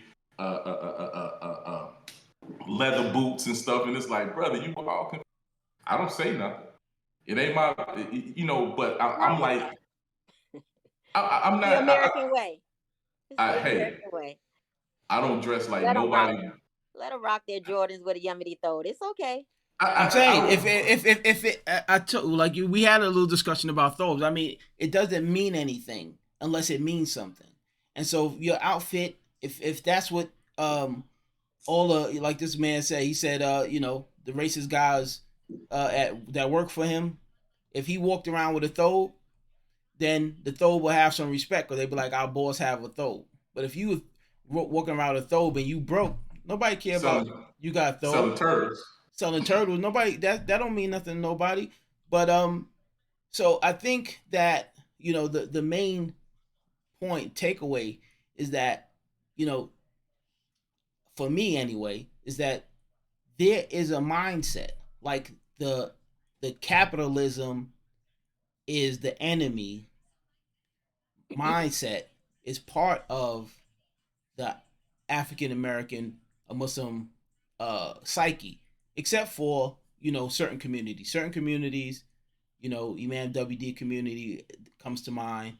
They've seemed to have, you know, not taken that route.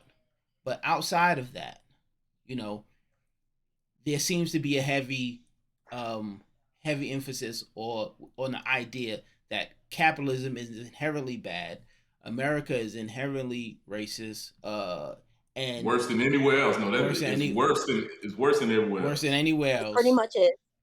See, and I think if you have that reality as your mind in your mindset, you will see it. You know, these things will jump out at you and will validate your perception. And so, just as, you know, she said it as it is, and we kind of laughed because from our perspective, it's not that black and white.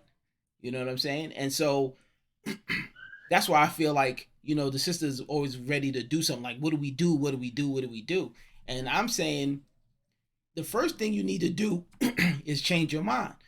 You know, we know that Allah says he doesn't change the condition of people until they change that which is in their heart. You know, that doesn't say anything about where you live. That doesn't say anything about the people around you. That doesn't say anything external. That's an internal process to change what's in your heart. And that's what I feel Islam, especially for the African American Muslim, we have the opportunity to create a culture that can provide guidance to our fellow non-Muslims, African Americans, and whoever else want to jump on the bandwagon once they see you winning. Everybody loves a winner. So once you start winning, that's why our children are attracted to the things they're attracted to, because, you know, we keep telling them about this, you know, the religion, and we poor and we going to, nobody trying to hear all that, bro. There's too much money floating around and everybody else got money. So why do we not have money? Or because of capitalism. Why does everybody else, like, their capitalism give them money, but our capitalism that we're subjected to keeps us, capitalism makes money. Why would capitalism make us broke? I don't understand that equation. She talks about, I'm sorry, sister, but you talk about capitalism as its own living, breathing decision. Capitalism is a tool, and it's no different than a car with bad brakes. You can still drive the car, just don't go 100 miles an hour and slam on the brake. But if you ease your way in and out of certain situations, you can comfortably get the way you want to go until you put brakes on the car or get you a new car. And so capitalism isn't this boogeyman sitting out there like, gotcha, Muslim, gotcha, especially black Muslims. Like, gotcha, black, but, stuff like you can't pray, I'm going to choke you, lock you up. That's not what capitalism is. Capitalism is simply a tool. The way America uses it is an exploitative tool. And we understand that. The way most of the world uses it is an exploitative tool. Then you look at somewhere like Sweden. They're capitalists for the most part. Their form of capitalism is different. Norway, their form of capitalism is different. But I'm saying not the America. And so the only thing that I'm saying, if there is another viable solution, the leadership isn't giving it. Leadership is giving us a bunch of spirituality and past history lessons. I don't need a history lesson. I need somebody to tell me how to better my situation. And better than that, I need imams to speak on economics and make some fatwas and make some decisions on what we can and can't do to get out of our condition. They're too scared to do that. And so once again, I say this with love. I love my leadership, even the ones I disagree with wholeheartedly on subject matter. I talk this way in general. I don't talk this way. I wouldn't talk this way directly to one of my leaders, and I don't care if you're a member of the manship that I've never been to. If you put yourself on that pedestal to take that type of responsibility in front of Allah, then I'm going to give you your respect. But at the same time, I'm going to question what you do and more so what you don't do. So I can get on YouTube right now and pull up 10,000 videos on polygyny.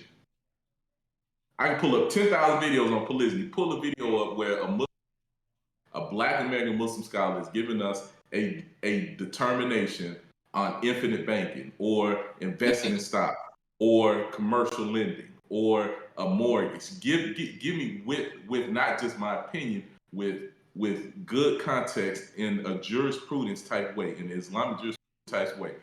I bet you can't find one video. And that's my problem. So they let you know what's important. Sex is important, but taking care of that sister ain't important.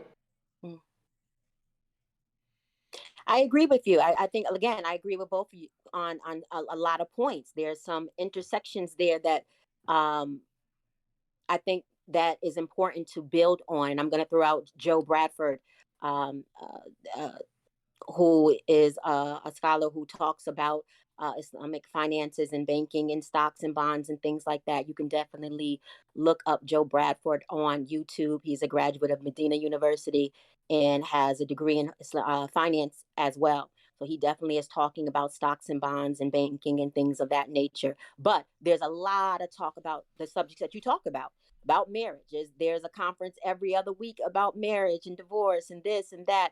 A lot of social issues and not enough about economics. I think for my takeaway is that there is also, because I agree that our leadership has not done an excellent job of leading us into the future. We have a lot of issues that are from the past that we have to study so that we don't repeat them. I think history is very important to teach.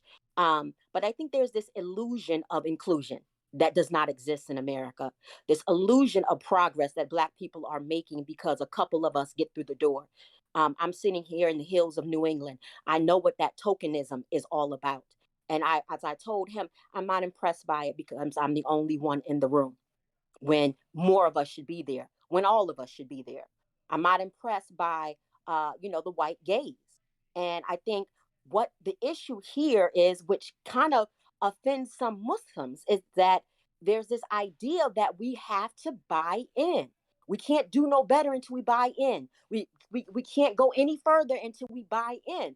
But we haven't tried to establish, we haven't come together, we haven't worked on the unity, we haven't solved our problems. The men are not working together to do anything else. And yet you want to bring us in, to merge us into a capitalistic system that really has not benefited all of our people as a whole. Here we are, 450 years out Let's talk about the history. We've been working. This ideal that Black people are lazy or are not doers, are not thinkers, are not builders. That's false. That's not real. That's not real. There's so many. I mean, the data is there. Let's talk about data informed decisions. The data is not. It's there that proves that we were the commodity in this country at one point, right? Slaves were worth almost $1 billion at one point. We were the greatest product in this country because of the work that we did in farming, in building, and cultivating and raising children. We raised their children, right? So that's the legacy that our ancestors have left for us. And I think that the elders, they came with this hope, this dream that they wanted to flesh out, but didn't have all of the pieces, right? To work for yourself, whether selling the turtles or whatever, or selling the oils. They had the entrepreneurial spirit that we have to do for self. We have to build for self. We have to build up these massages. We have to build up these schools, but it wasn't fleshed out. We did not come together on creating a unified outlook on what success is going to be for all of us. And how do we get everybody to buy in? I'm not saying that if you are going to do infinity banking or you want to get into stocks and bonds, again, there are so many different solutions. Everybody can bring something to the table, but where is the table? Where is the conversation? And where are we going? If it's not going to be a viable solution, then what is the exit? You should always have it. My father is retired military. You should always have an exit strategy, because sometimes it is necessary to retreat. It is. So sometimes safety is important. Protecting your safety is important. So, sister, let me ask you this question. Do you have a certain imam or that you follow here in the United States? You go to the masjid or whatever. Of course. Does that imam have an economics amir that's educated in American capitalism from the standpoint of an ADOS person? He is a Black American. They are working on financial. No. I'm saying, is there an amir? Has he appointed an amir? Because like my community that I come from, they don't have an. They have a security. They have a amir dawah, that type of thing. They don't have an economics amir. They don't have a CFO. Has your imam? And this isn't an indictment on them. This is just what I'm talking about right here. So has he appointed an amir that's educated and knowledgeable in American capitalism from an ADOS perspective? As an amir, is that person appointed where they have regular meetings, where the community can come to that person with dawahs and give out information? Has that person been established in your community? I'm not sure. I wouldn't be able to speak on that. That's my point right there. Now, listen. Right. Sister, that's my point, because our biggest issue. I agree. So that's where it starts. So like your community may not be as out there as I am or the next community, but the point is we don't even have leadership insightful enough to deal with our number one problem. Mm-hmm. Our number one problem in America is economics. We have hole in the wall mass shopping centers. Alhamdulillah, we have. We have houses. Imams ain't homeless. So what's the third thing you need to do if you're following the Sunnah of Prophet Muhammad? So like what I'm saying isn't coming from Riyadh. I can read, synthesize information, and make it applicable to my current circumstance. So now I beg the next question. Why has it taken 60 years for Riyadh to come say something so everybody can be mad at Riyadh? Because it should have been done whether you was counterculture or not, because this is like the first lesson you learned in Islam. How the Muslims had to go from Mecca to Yathrib and change the name to Medina. That's the first lesson we learned. Prior to learning what he did in Medina, what's the other thing we learned? That the said, I want to marry him, the brother said, I want to marry him, and the Prophet Muhammad said, whatever you make his for, that's your. So these are things that I can apply into my.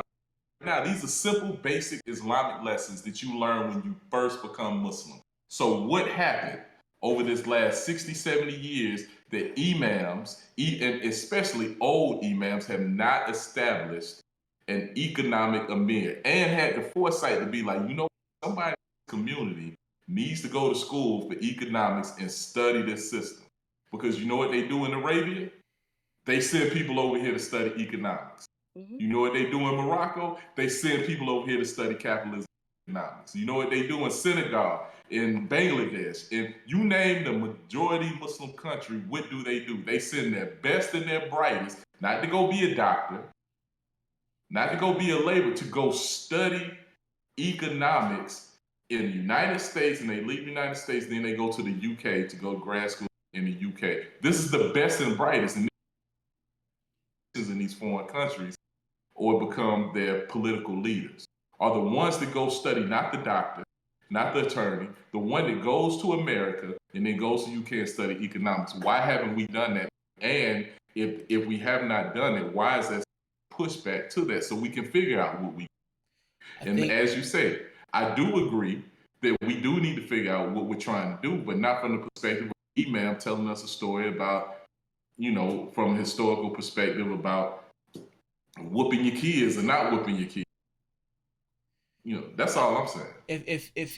If part of the African American Muslims consciousness is a rejection of all things American, wouldn't capitalism be at the top of the list? I mean, right after Christianity, right after rejecting their God, we all know that they're not really God conscious. They're really money conscious. So wouldn't money be, number 1 and 2 right after Jesus as what we reject? So with that type of consciousness, you're not going to know economics. You're not going to study economics. This is capitalism, just like the sister almost speaks about capitalism, like you said, as is like it's alive, breathing, almost, and like, is there such thing as halal capitalism? Like, is capitalism haram? Point blank, period. And that was part of even our last thing. I said the way that you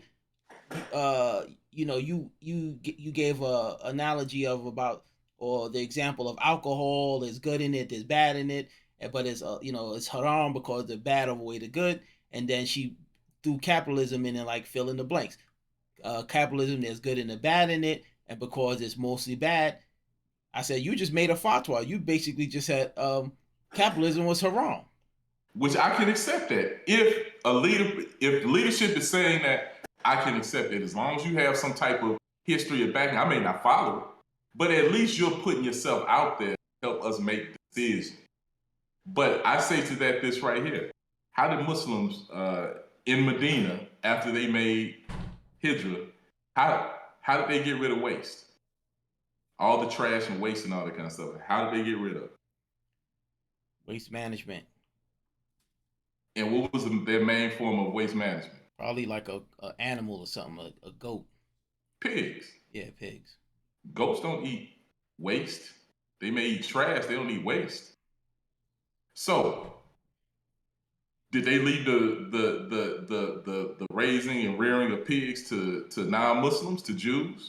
No, Muslims raise pigs. Muslims reared them. Muslims fed them. Muslims had a purpose for using those pigs. Now, if I raise a pig for the purpose of cleaning up waste and you take that pig and go eat the pig, does that mean I sin? Capitalism is the same thing. It's a pig. We raise it to feed ourselves because we're caught in this. Now, if I exploit it and I do usury and I do bad things with buy and sell alcohol and all these type of things, which foreigners got fatwas from their people to be like, oh, well, they're kuffar anyway, so you can sell them alcohol and pig and all that kind of stuff to get yourself out your situation, and then do better later. But I'm just saying, so even though we know pig is haram, even though we know we can't eat it, most pigs were still there with the Prophet Muhammad sallallahu alaihi wasallam, cleaning up and doing what was best for the community. And you can eat it if it's going to save your life. That's my last thing. That was the last thing that I was going to say. So we know a pig is haram, unless is to save your life. So my thing is, where are the emails telling us, are we in a life and situation right now as far as committing our kids? Like you say, with sisters and brothers, a community side. I knew a brother, one of my best teachers, had a 40-year addiction to crack and cocaine, and he taught me more about Islam than anything. And half the time he was teaching me, he was almost high out of his mind, but he was struggling. And so my point is when do we have that life and death? So even if you think capitalism is haram, when do we have the life and death about where we are as a people, as a group, African American Muslims? When do we have that conversation? Who's the email that has the kahunas? I'm trying to be respectful for the sisters. If it was just me and you, I'd have said the other word. Right. I don't want I think she's bilingual. Is she bilingual? I think so. Or better yet, because Islam is about equity and making sure women are on the same level, what imam has the ovaries to make these determinations and decisions so that we can live better lives, so that we can do what we got to do to establish ourselves? Mm-hmm. And so that's all I'm speaking to. I'm not the one to do it. I'm just the one that's like, look, I'm raising these questions. I have a concern. This is my concern. I can articulate my concern, and it's grounded in historical facts. We can go back 70 years and look at the Black American Muslim experience in America. So I have a historical document, an historical lexicon of information that we study. It all leads to failure. So at this point, are we in a life and death situation?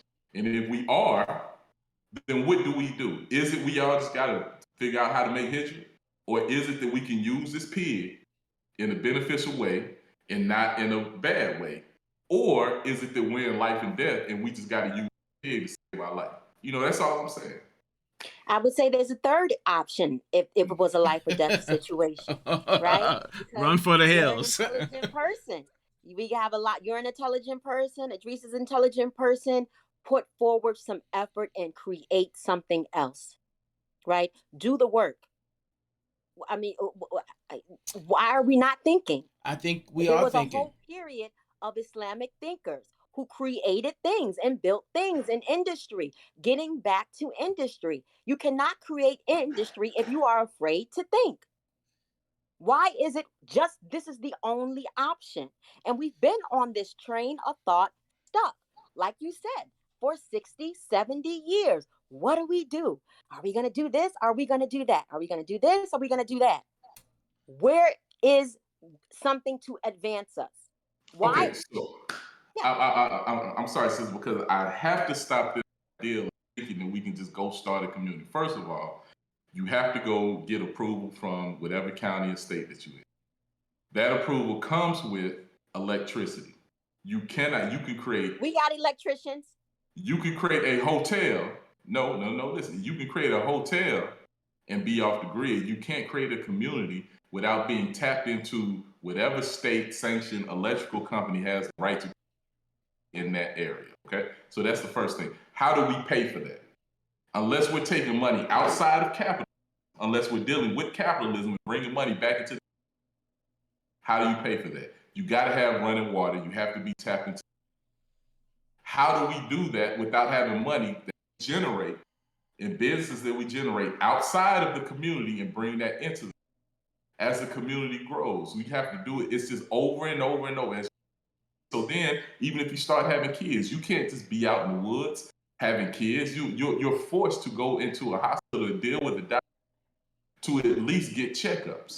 So how do you do that unless you're going outside of the community to get resources or use resources to bring them back inside the community? Doctors. We have Muslim doctors all up and down the inner cities and in major cities. Who's paying for the doctors? The doctors in these hospitals. Who's going to pay for the doctors? Muslims. Who's going to pay for the doctors? Who's going to pay for the doctor? Who's going to pay for the doctor? A doctor delivers your child. Who pays the doctor? So are you saying it is impossible? What I'm telling you is it's impractical to think that things just manifest out of nothing. No, what I'm saying is you cannot do it in a day. No, you can't do it in a month. You can't do it in a year. But I'm talking about planning and putting things into practice. the premise of what you're leaving out is you have to get resources from somewhere. I don't care if you go get it from China.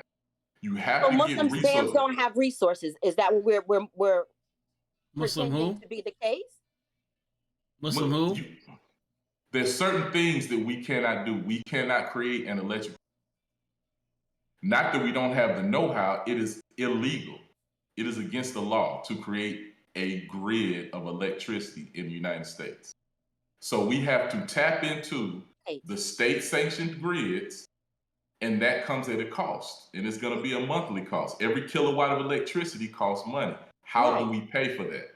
We have to get resources outside of the Muslim community and deal with capitalism, whether through a job, whether through goods and services, whether it's through cultivating our land and selling plants. We outside deal with capitalism in order to bring that back in. You don't want to deal with capitalism, send your stuff to North Korea. So, and deal with communism. But you have to get resources from outside your community and bring them inside your community. And 70% of the world deals in capitalism. So you can't, for the most part, you cannot escape capitalism. Because capitalism... Here in America, absolutely. You cannot escape capitalism. And that's what I said from the beginning. I'm not talking about that because at the same time, that would be realistic for all of the Muslims in America to do that. They're not going to do that, just like most of them are not going to go into business. But there has to be a middle balance. Okay? Because the law said that we're supposed to be a balanced nation, right? There has to be doers. There has to be doers. There has to be some group of, if everybody doesn't do it, okay, that's fine. But the obligation, right, is that some of us do something. I mean, and then hopefully as you build something, other but that's so vague. But there are people doing things like each one of us in this group, but not collectively. Okay. So individually, we are doing things. So people are doing things, and I think a great deal of people are comfortable in that the things that they're doing, because you wouldn't do the things that you're doing unless you felt that you were benefiting from the things that you're doing. So the individuals that are doing things and are operating within the capitalist system, whether they're employees or employers, and I think that there's a big difference between those those mindsets. They are doing what is necessary to sustain themselves in whatever form, fashion they're sustaining themselves. But I think that a lot of the people that you're concerned about, you're not concerned about necessarily yourself, right? Because this community, there has to be a purpose. There has to be a need. Like, honestly, I'm cool with Riyadh living where he lives and I'm living where I live.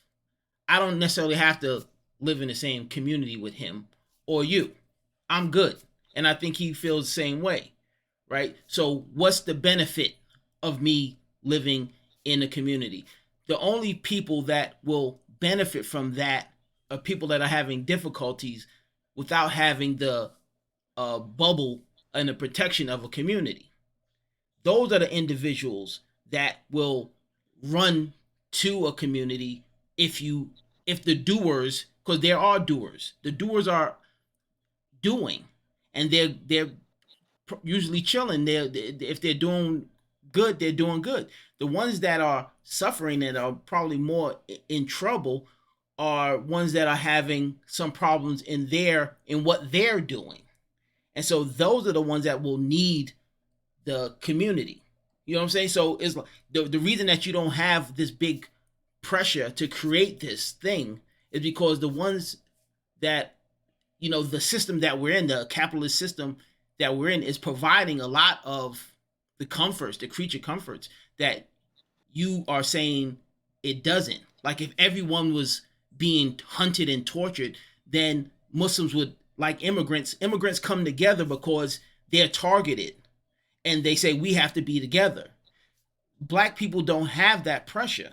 That if they felt that pressure, then they would huddle.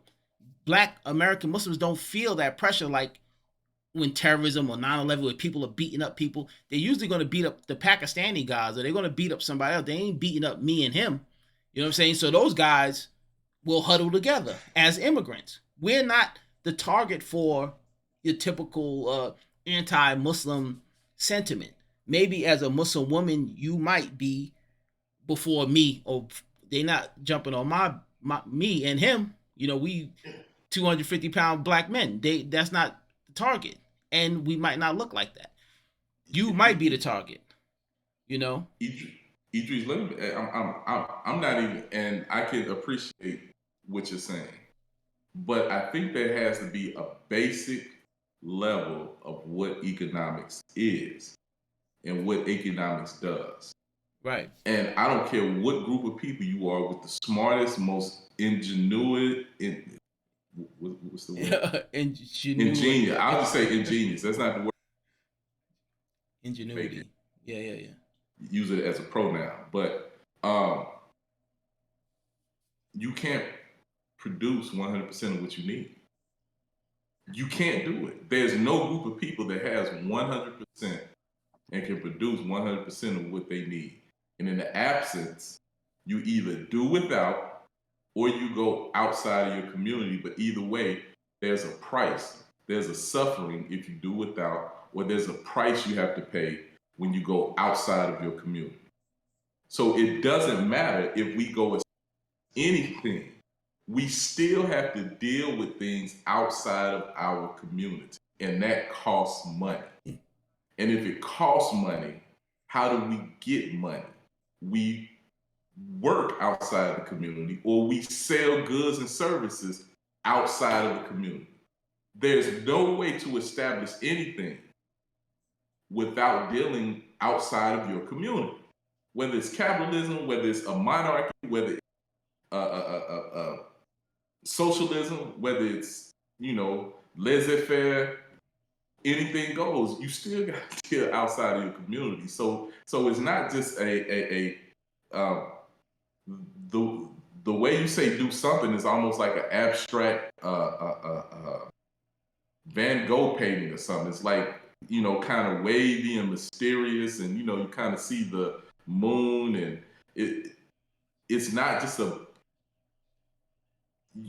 how. This is what I'm trying to say. I'm giving you a how. A how is take from capitalism to build what you need. Take money, take resources, take ideas, you trade, you jump in and out, in and out, in and out. What you're saying, I don't know, do something, just put some money together. Everybody raise. I think that's the danger. That's the danger of what you're saying, because if we don't understand the system that we're in, we're immersed in the system, and we are so hell bent at being anti whatever is around us that we haven't even invested in learning what works around us. This is the system that we're in. So if we're going to create another kind of system, whether it's a capitalist or socialist or some other name, you name it, whatever you want to call it, that takes somebody like him who actually understands economics, and you're basically trying to create a new economic system. You say, well, so-and-so learned Islamic economics. Like, at some point, because we're here in America, that system has to plug into the system that we're in. We have to get the resources. We're still going to be dealing with dollars, unless you're going to go crypto or some other type of fiat or like currency. This whole idea of like just rejecting what is around us because it's dirty or it's defiled or something, I think that's problematic, especially for Black men who are disenfranchised. We suffer because of our ignorance, right? So the individuals that, like I said, that have tapped in, the people with the degrees, that they're okay. It's the people that are on the fence who haven't made a commitment to a degree or a job or to operate a certain way, want to sell incense to turtles. Those guys are the ones going to be jammed up because the system that's in front of them, they've been taught to reject that and to accept their poverty as a sign of their piety. And what I'm saying is their poverty is a sign that they're thinking wrong. They have a mental problem. It's a sign that they're eating the This is pig. well, it's also the society that they live in that is producing the mindset that they have, and we keep getting back to this Yeah, we point. keep getting back It's to the this point. society. No, It's the Muslims. society. It ain't the No. The society. It's Muslims not. living in this society Muslim that is leadership. oppression. Well, the leaders as well as their followers in their community. They are especially in the inner cities where Black American Muslims are most So all prominent. he's saying is teach They're economics. they are being economics alone is not going to solve our It'll problems. I say start. that as It'll well. start. It is a start, and it's needed, Black but it's consciousness, not the only economics. thing. Right. So I mean, there's a lot of things. Like I said, there's a lot of solutions, and I have given some concrete ideals, and I'll go back to that study that just came out a couple of weeks ago at the beginning. That $4.3 billion were raised during the pandemic by Muslims. You say about Muslims, you say about Muslim. Muslims, you're talking about Not the foreigners. black Muslim. You're not talking about black Muslim. people. Not Black Americans. You're not talking about black No. people. I totally reject it. I Well, don't. it was a study, so Not of that course I- it's not just Black Muslims, but for sure they did poll some Black Muslims. Of course, we're not just this poll is not specific to Black American Muslims.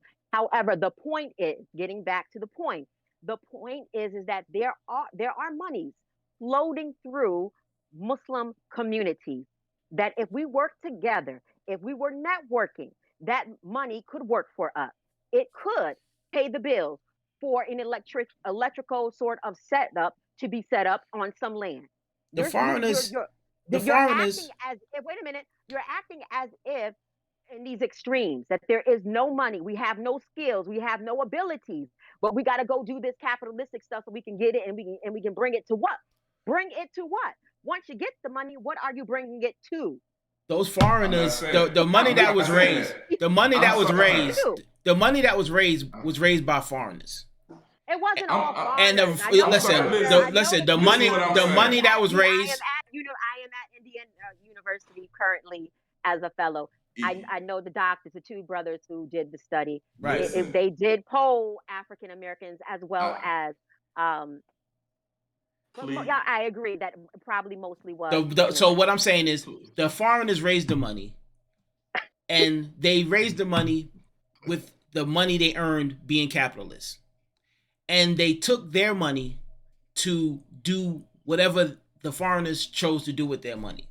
They are not. Why in America? Why are black people who are from America not on the same agenda, doing the same thing that they're doing? We want them to sadaka. We want them to sadaka our. By and large, we are. No, we're not. But lawyers, there's Black Muslim doctors, there are Black. See, let me tell you what.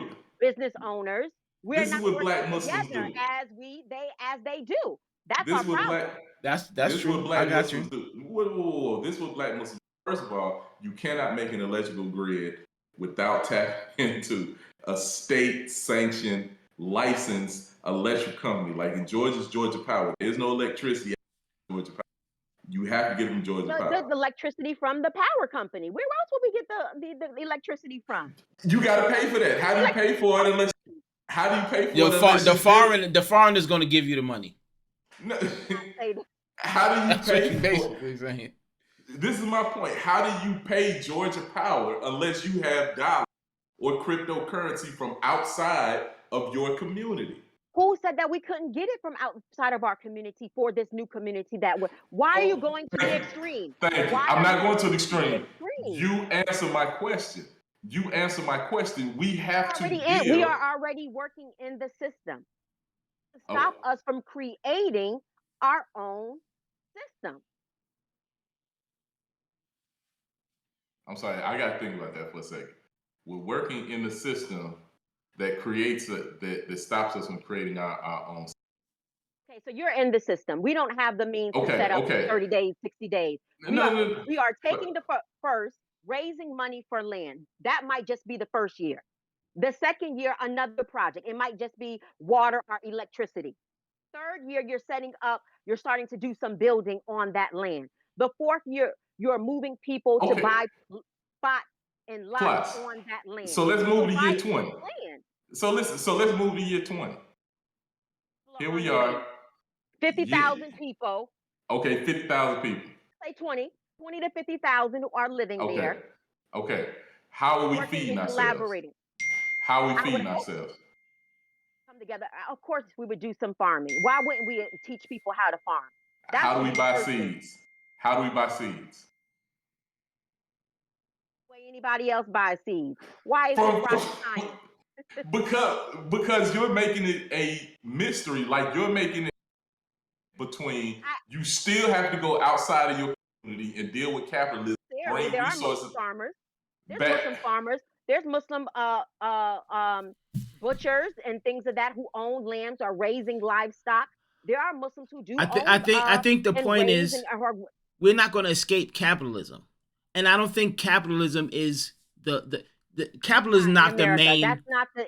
But that wasn't the goal. That's not your main impetus. Is to escape capitalism. Your main impetus is to create. Not in America. Yeah, your main impetus would be to what? Create. That was my point. Like your main, if you're create culture and community, so that we can control the influences in our community, so that we can build connections and increase the productivity of Muslims in America, so that Muslims can get out of the shadows and of ritualistic living and live full Muslim lives. Muslims are not living full Muslim lives in the shadows. You ain't gonna live a full. But you're not gonna. What you said? But you're not gonna live a full Muslim life in the shadows of a half-baked, half-developed land process, because we've seen that. We've seen you name 6 communities. I can name you 3 or 4 more other communities that people went and got their land, built houses, started, schools, and you know what they left out? Every single one of them forgot one thing. Industry. And once again, I go back to the bottom line. Industry has to pay for it while you're building it, and industry has to sustain it. That's all I'm saying. And so with that being said, our industry is grounded in capitalism. You're not going to remove yourself from that in America. And let me tell you, my ilk is not going to do. I'm not mad at anyone who doesn't. I'm not going to establish myself in some other country so a king can own everything and I got to ask him, or I got to be somewhere broke as I don't know what because don't nobody have money. When I go to another country, I'm going to another country with money. I'm going to another country making sure that my family and the people I bring with me have resources and we live a comfortable life. And so with that being stated, it's the same thing here. You have to develop. It has to be paid for. It has to be, we go back to the Prophet Muhammad Sallallahu Alaihi Wasallam. Masjid, house, industry. Just, that's it. There was nothing else. Masjid, house, industry. And then they went to bed. Then the next day they got up and started, okay, this is what we're going to do. Now that we have them three things established, we can do something. Well, you forgot the society and the American way of individualism that has to be cast away from Muslims. We haven't done what we are supposed to do because we don't understand the basics and the foundations of Islam. Because the majority of Black American Muslims have never lived Islam in a Muslim society. They don't understand even the foundational concept of community. Right, but this is why the law said that we should be together. I disagree with that wholeheartedly. But listen, not part of the issue. Not what the law said. Listen, if this is not, and this is the point, like that I try to make a lot or most of the time is like to frame this as a religious issue, like Islam or what Allah said.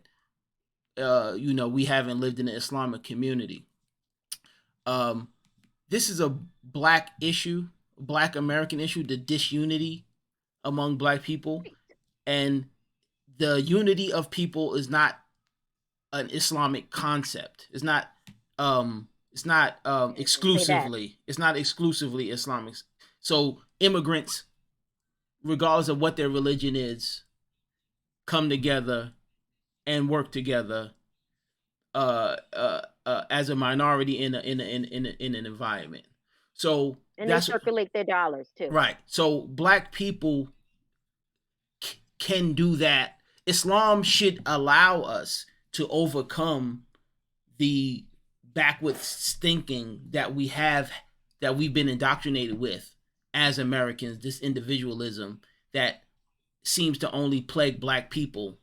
And we know where that comes from, because slaves weren't allowed to come together and have certain type of private conversations. We didn't have a collective, because once slaves got together, they might decide to overthrow and create an insurrection. So there were limitations on and psychological ploys and bugs put into our consciousness that stops us from unifying and working in this way.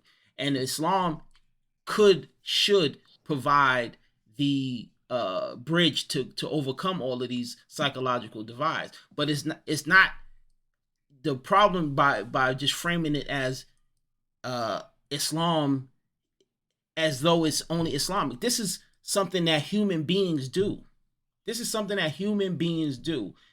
Tribes. Islam did not establish tribes. Allah created tribes. Allah let us know that tribes are a natural reality. This is how people socialize. But black people have been trained to socialize in a dysfunctional way, and that dysfunction plays out in a lot of different ways. And just because people became Muslim, that doesn't mean that we have rectified that dysfunctional training that black descendants of slaves were that this dysfunction was implanted in our hearts. And so we haven't used Islam to rectify that situation. Islam did not create tribes. Tribes existed. As a matter of fact, for the Prophet Muhammad sallallahu alaihi wasallam, being a Quraysh or what have you, he was heartbroken that the members of his tribe didn't accept Islam. You know what I'm saying? So his love for his tribe was part of his character. We don't necessarily, we claim Islam, but we don't have the love for our tribe like that. And that's why even if a black person is not Muslim, we could disregard them. Like, that's not our tribe. That's only black people would think like that. Other people know that just because this man is not the same religion as me, he's still from my tribe. We're both Korean. We're both Arabs, even though he's a Jewish Arab and he's a Christian Arab. We're still Arabs. And so if we come to some other land, we can come together around our Arabness and defend and protect ourselves. So black people have failed to do that. Black Muslims have failed to do that. And so this is the culture that we've inherited. We've the distrust, the who's going to be the leader. There's 1,000 reasons why black people find to be disunified. I totally reject the idea that you have to go to some foreign country to learn how Absolutely. to have a Muslim society, and I back that information up with the first Muslim community outside of Mecca was not Medina. It was not Yathrib. The first Muslim community outside of Mecca was in Ethiopia. After the Prophet Muhammad sallallahu alaihi wasallam sent his children there, his daughter there, and told them to leave. And they made hijrah to a Christian country and established an Islamic society where you didn't have phones, where you didn't have video chat, they had a full thriving Islamic society based off of maybe 11 ayat. They may have had 11, 12 ayat when they did that, and they established Islam beautifully. So this idea that I joke, and to me, that's part of what's wrong with our leadership, is that they accepted, especially this Arabization of Islam, because this is what most of us talk about. We talk about going to the great, learning centers, and alhamdulillah, nothing about black Muslims. And every learned scholar that I ever dealt with that was worth their weight in salt told me, brother, look, I can teach you this, but I don't know what y'all need. I can't give you no advice. I know what's haram and I know what's halal. I can't give you no advice what y'all need. You need to go talk with some brothers that's born and raised in that society and understand the colloquialisms of that area.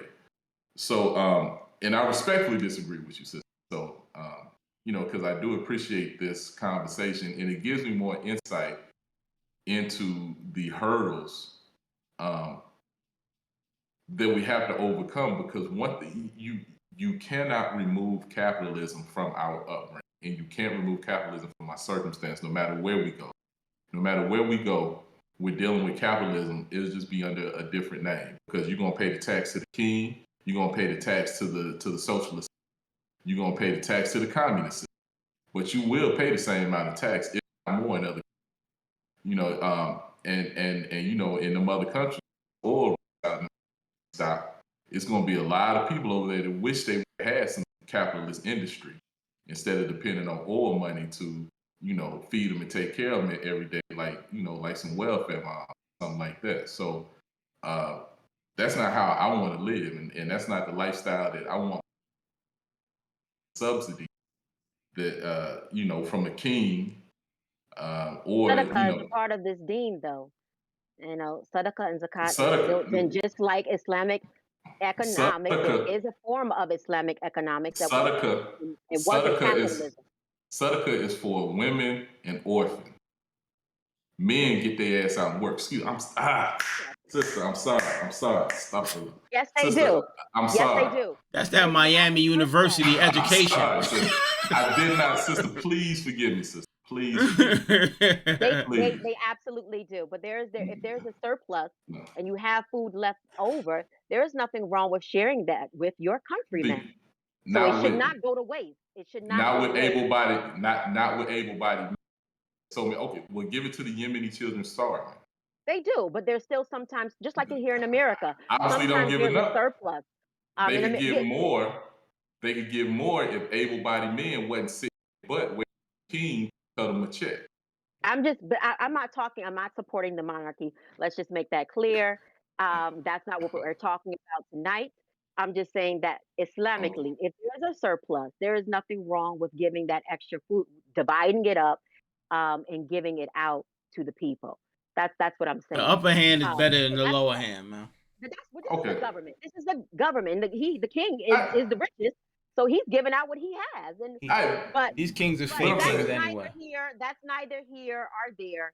Okay, what we're going back to. Let me just go back to what you said really quickly, though, because you don't have. Why do y'all keep, again, these extremes? If you don't want to go to the Gulf, don't go to the Gulf. If you don't want to go to the Middle East, where? Why are you go somewhere else? You feel comfortable. Why would we go somewhere else? What's the point? Where? Why? Go somewhere you feel comfortable. Why do we want to go somewhere? Those are two different questions. Now, find out where you feel comfortable. I'm chilling right now. Another thing that I wanted to say is that Black Americans, not talking about just the Muslims, but Black Americans as a whole, they travel the least. And there's another reason for that. It's called America. And they have conditioned us to be afraid to travel because we are so oppressed and so traumatized and so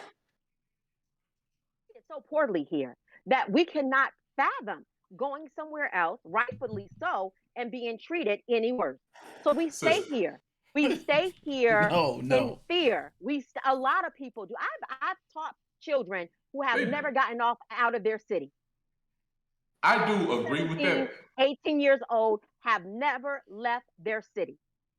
I agree with that to a certain extent, but I mean the causality. Fear. They're probably more broke. Probably because they broke. Probably. Well, see, this is what I'm saying. Black women, ADOS women, 67% of their degrees are in social sciences. So they go in debt to be dead broke. So you can't travel because you dead broke. Black men drop out of high school at a higher rate than any other race. And when you look at the causality of that, it's because oftentimes there's absent fathers and they make money. It's up happening on the street, doing stuff they don't need. All that. It's a whole causality that starts in making bad economic decisions. Right. And where I do agree with you is the individualism, because we can't think past our own demise. We can't think that I want my grandkids to be okay. So I know I won't get it, but my grandkids will get it. There's a Jewish saying that said, it says, I create discord so my son can fight a war, so my grandson can make peace, so my children can establish, so my great grandchildren can establish community, and my great great grandchild can create art. And this is where our failure is that's if you think about that, that's 5 generations. The person that starts the discord will never be able to see the art. But that's why they do it. And so we, because of radical individualism of America, I do agree with you with that, but Islam should help us get over that. We want it right now. I gotta have, if it ain't gonna benefit me, I'm not. I do agree with you with that. Like, we 100%, I'm with you. That's another, but I'm not a sociologist. I can't help you with that issue. I identify it, but we need somebody. But once again, why don't imams have a sociology Amir or Amira? Why not? And so But why does the imam have to do everything when we have so many skills? That's the leader of the community. This is the problem, because he's the leader of the religious affairs in the community. The imam does not have to solve every issue. We should be working as a community. We have doctors, we have lawyers, we have business people, we have business owners, we have educators. We all have to come to the table. It's like what's happening with the schools. The schools are supposed to solve every issue. Where now are they Muslims can't every solve Friday? anything. Where are Muslims every Friday? We know because they're very ritualistic. They act in front of an imam, right? So if the imam isn't pushing it, if the imam isn't making it important, if the imam isn't providing information to the community that this is what we need to do, then there's a failure in leadership. And you can't have Islam without leadership. Prophet Muhammad SAW said, with 2 tribes, choose the imam. Absolutely. But it's not just the imam. It's not just the imam. There's a lot of other positions within. Again, when you live in a Muslim society, you get an opportunity to see that there's so many other positions beside the imam. We put everything on the imam as if he's supposed to be almost like some Houdini. That's not the case. Community leader. Many imams, he is a community leader, but he's like you said, you're not a sociologist. Well, neither is he. Well, he studied Islam. He studied prayers. He may have studied fiqh, but he is not a sociologist. He's not a psychiatrist. Just do this because somebody's gonna watch this after. And a lot of times, the social issues that the imams are dealing with keep them tied up. All right. A lot of social issues in our communities that the imams deal with. So that's why there needs to be amirs. We're gonna have to wrap this up. This has been a lively conversation. To your point, the imams get. I think that's an old paradigm that the imams are the alpha and omega, the end all be all, and I think again that comes with our parents. They might have been again trying to adopt the prophet and companions modality, so it's like, okay, how do we set up this? Well, this is the example. So the example is the prophet and companions, and then so it became like the imam and his inner circle, but he ultimately became the shot caller for everything, and so the schools and the money and the businesses, everything went through the imam. So that model has sort of waned in recent years. Now they have boards and they hire imams and things of that nature. So, but I think that that pattern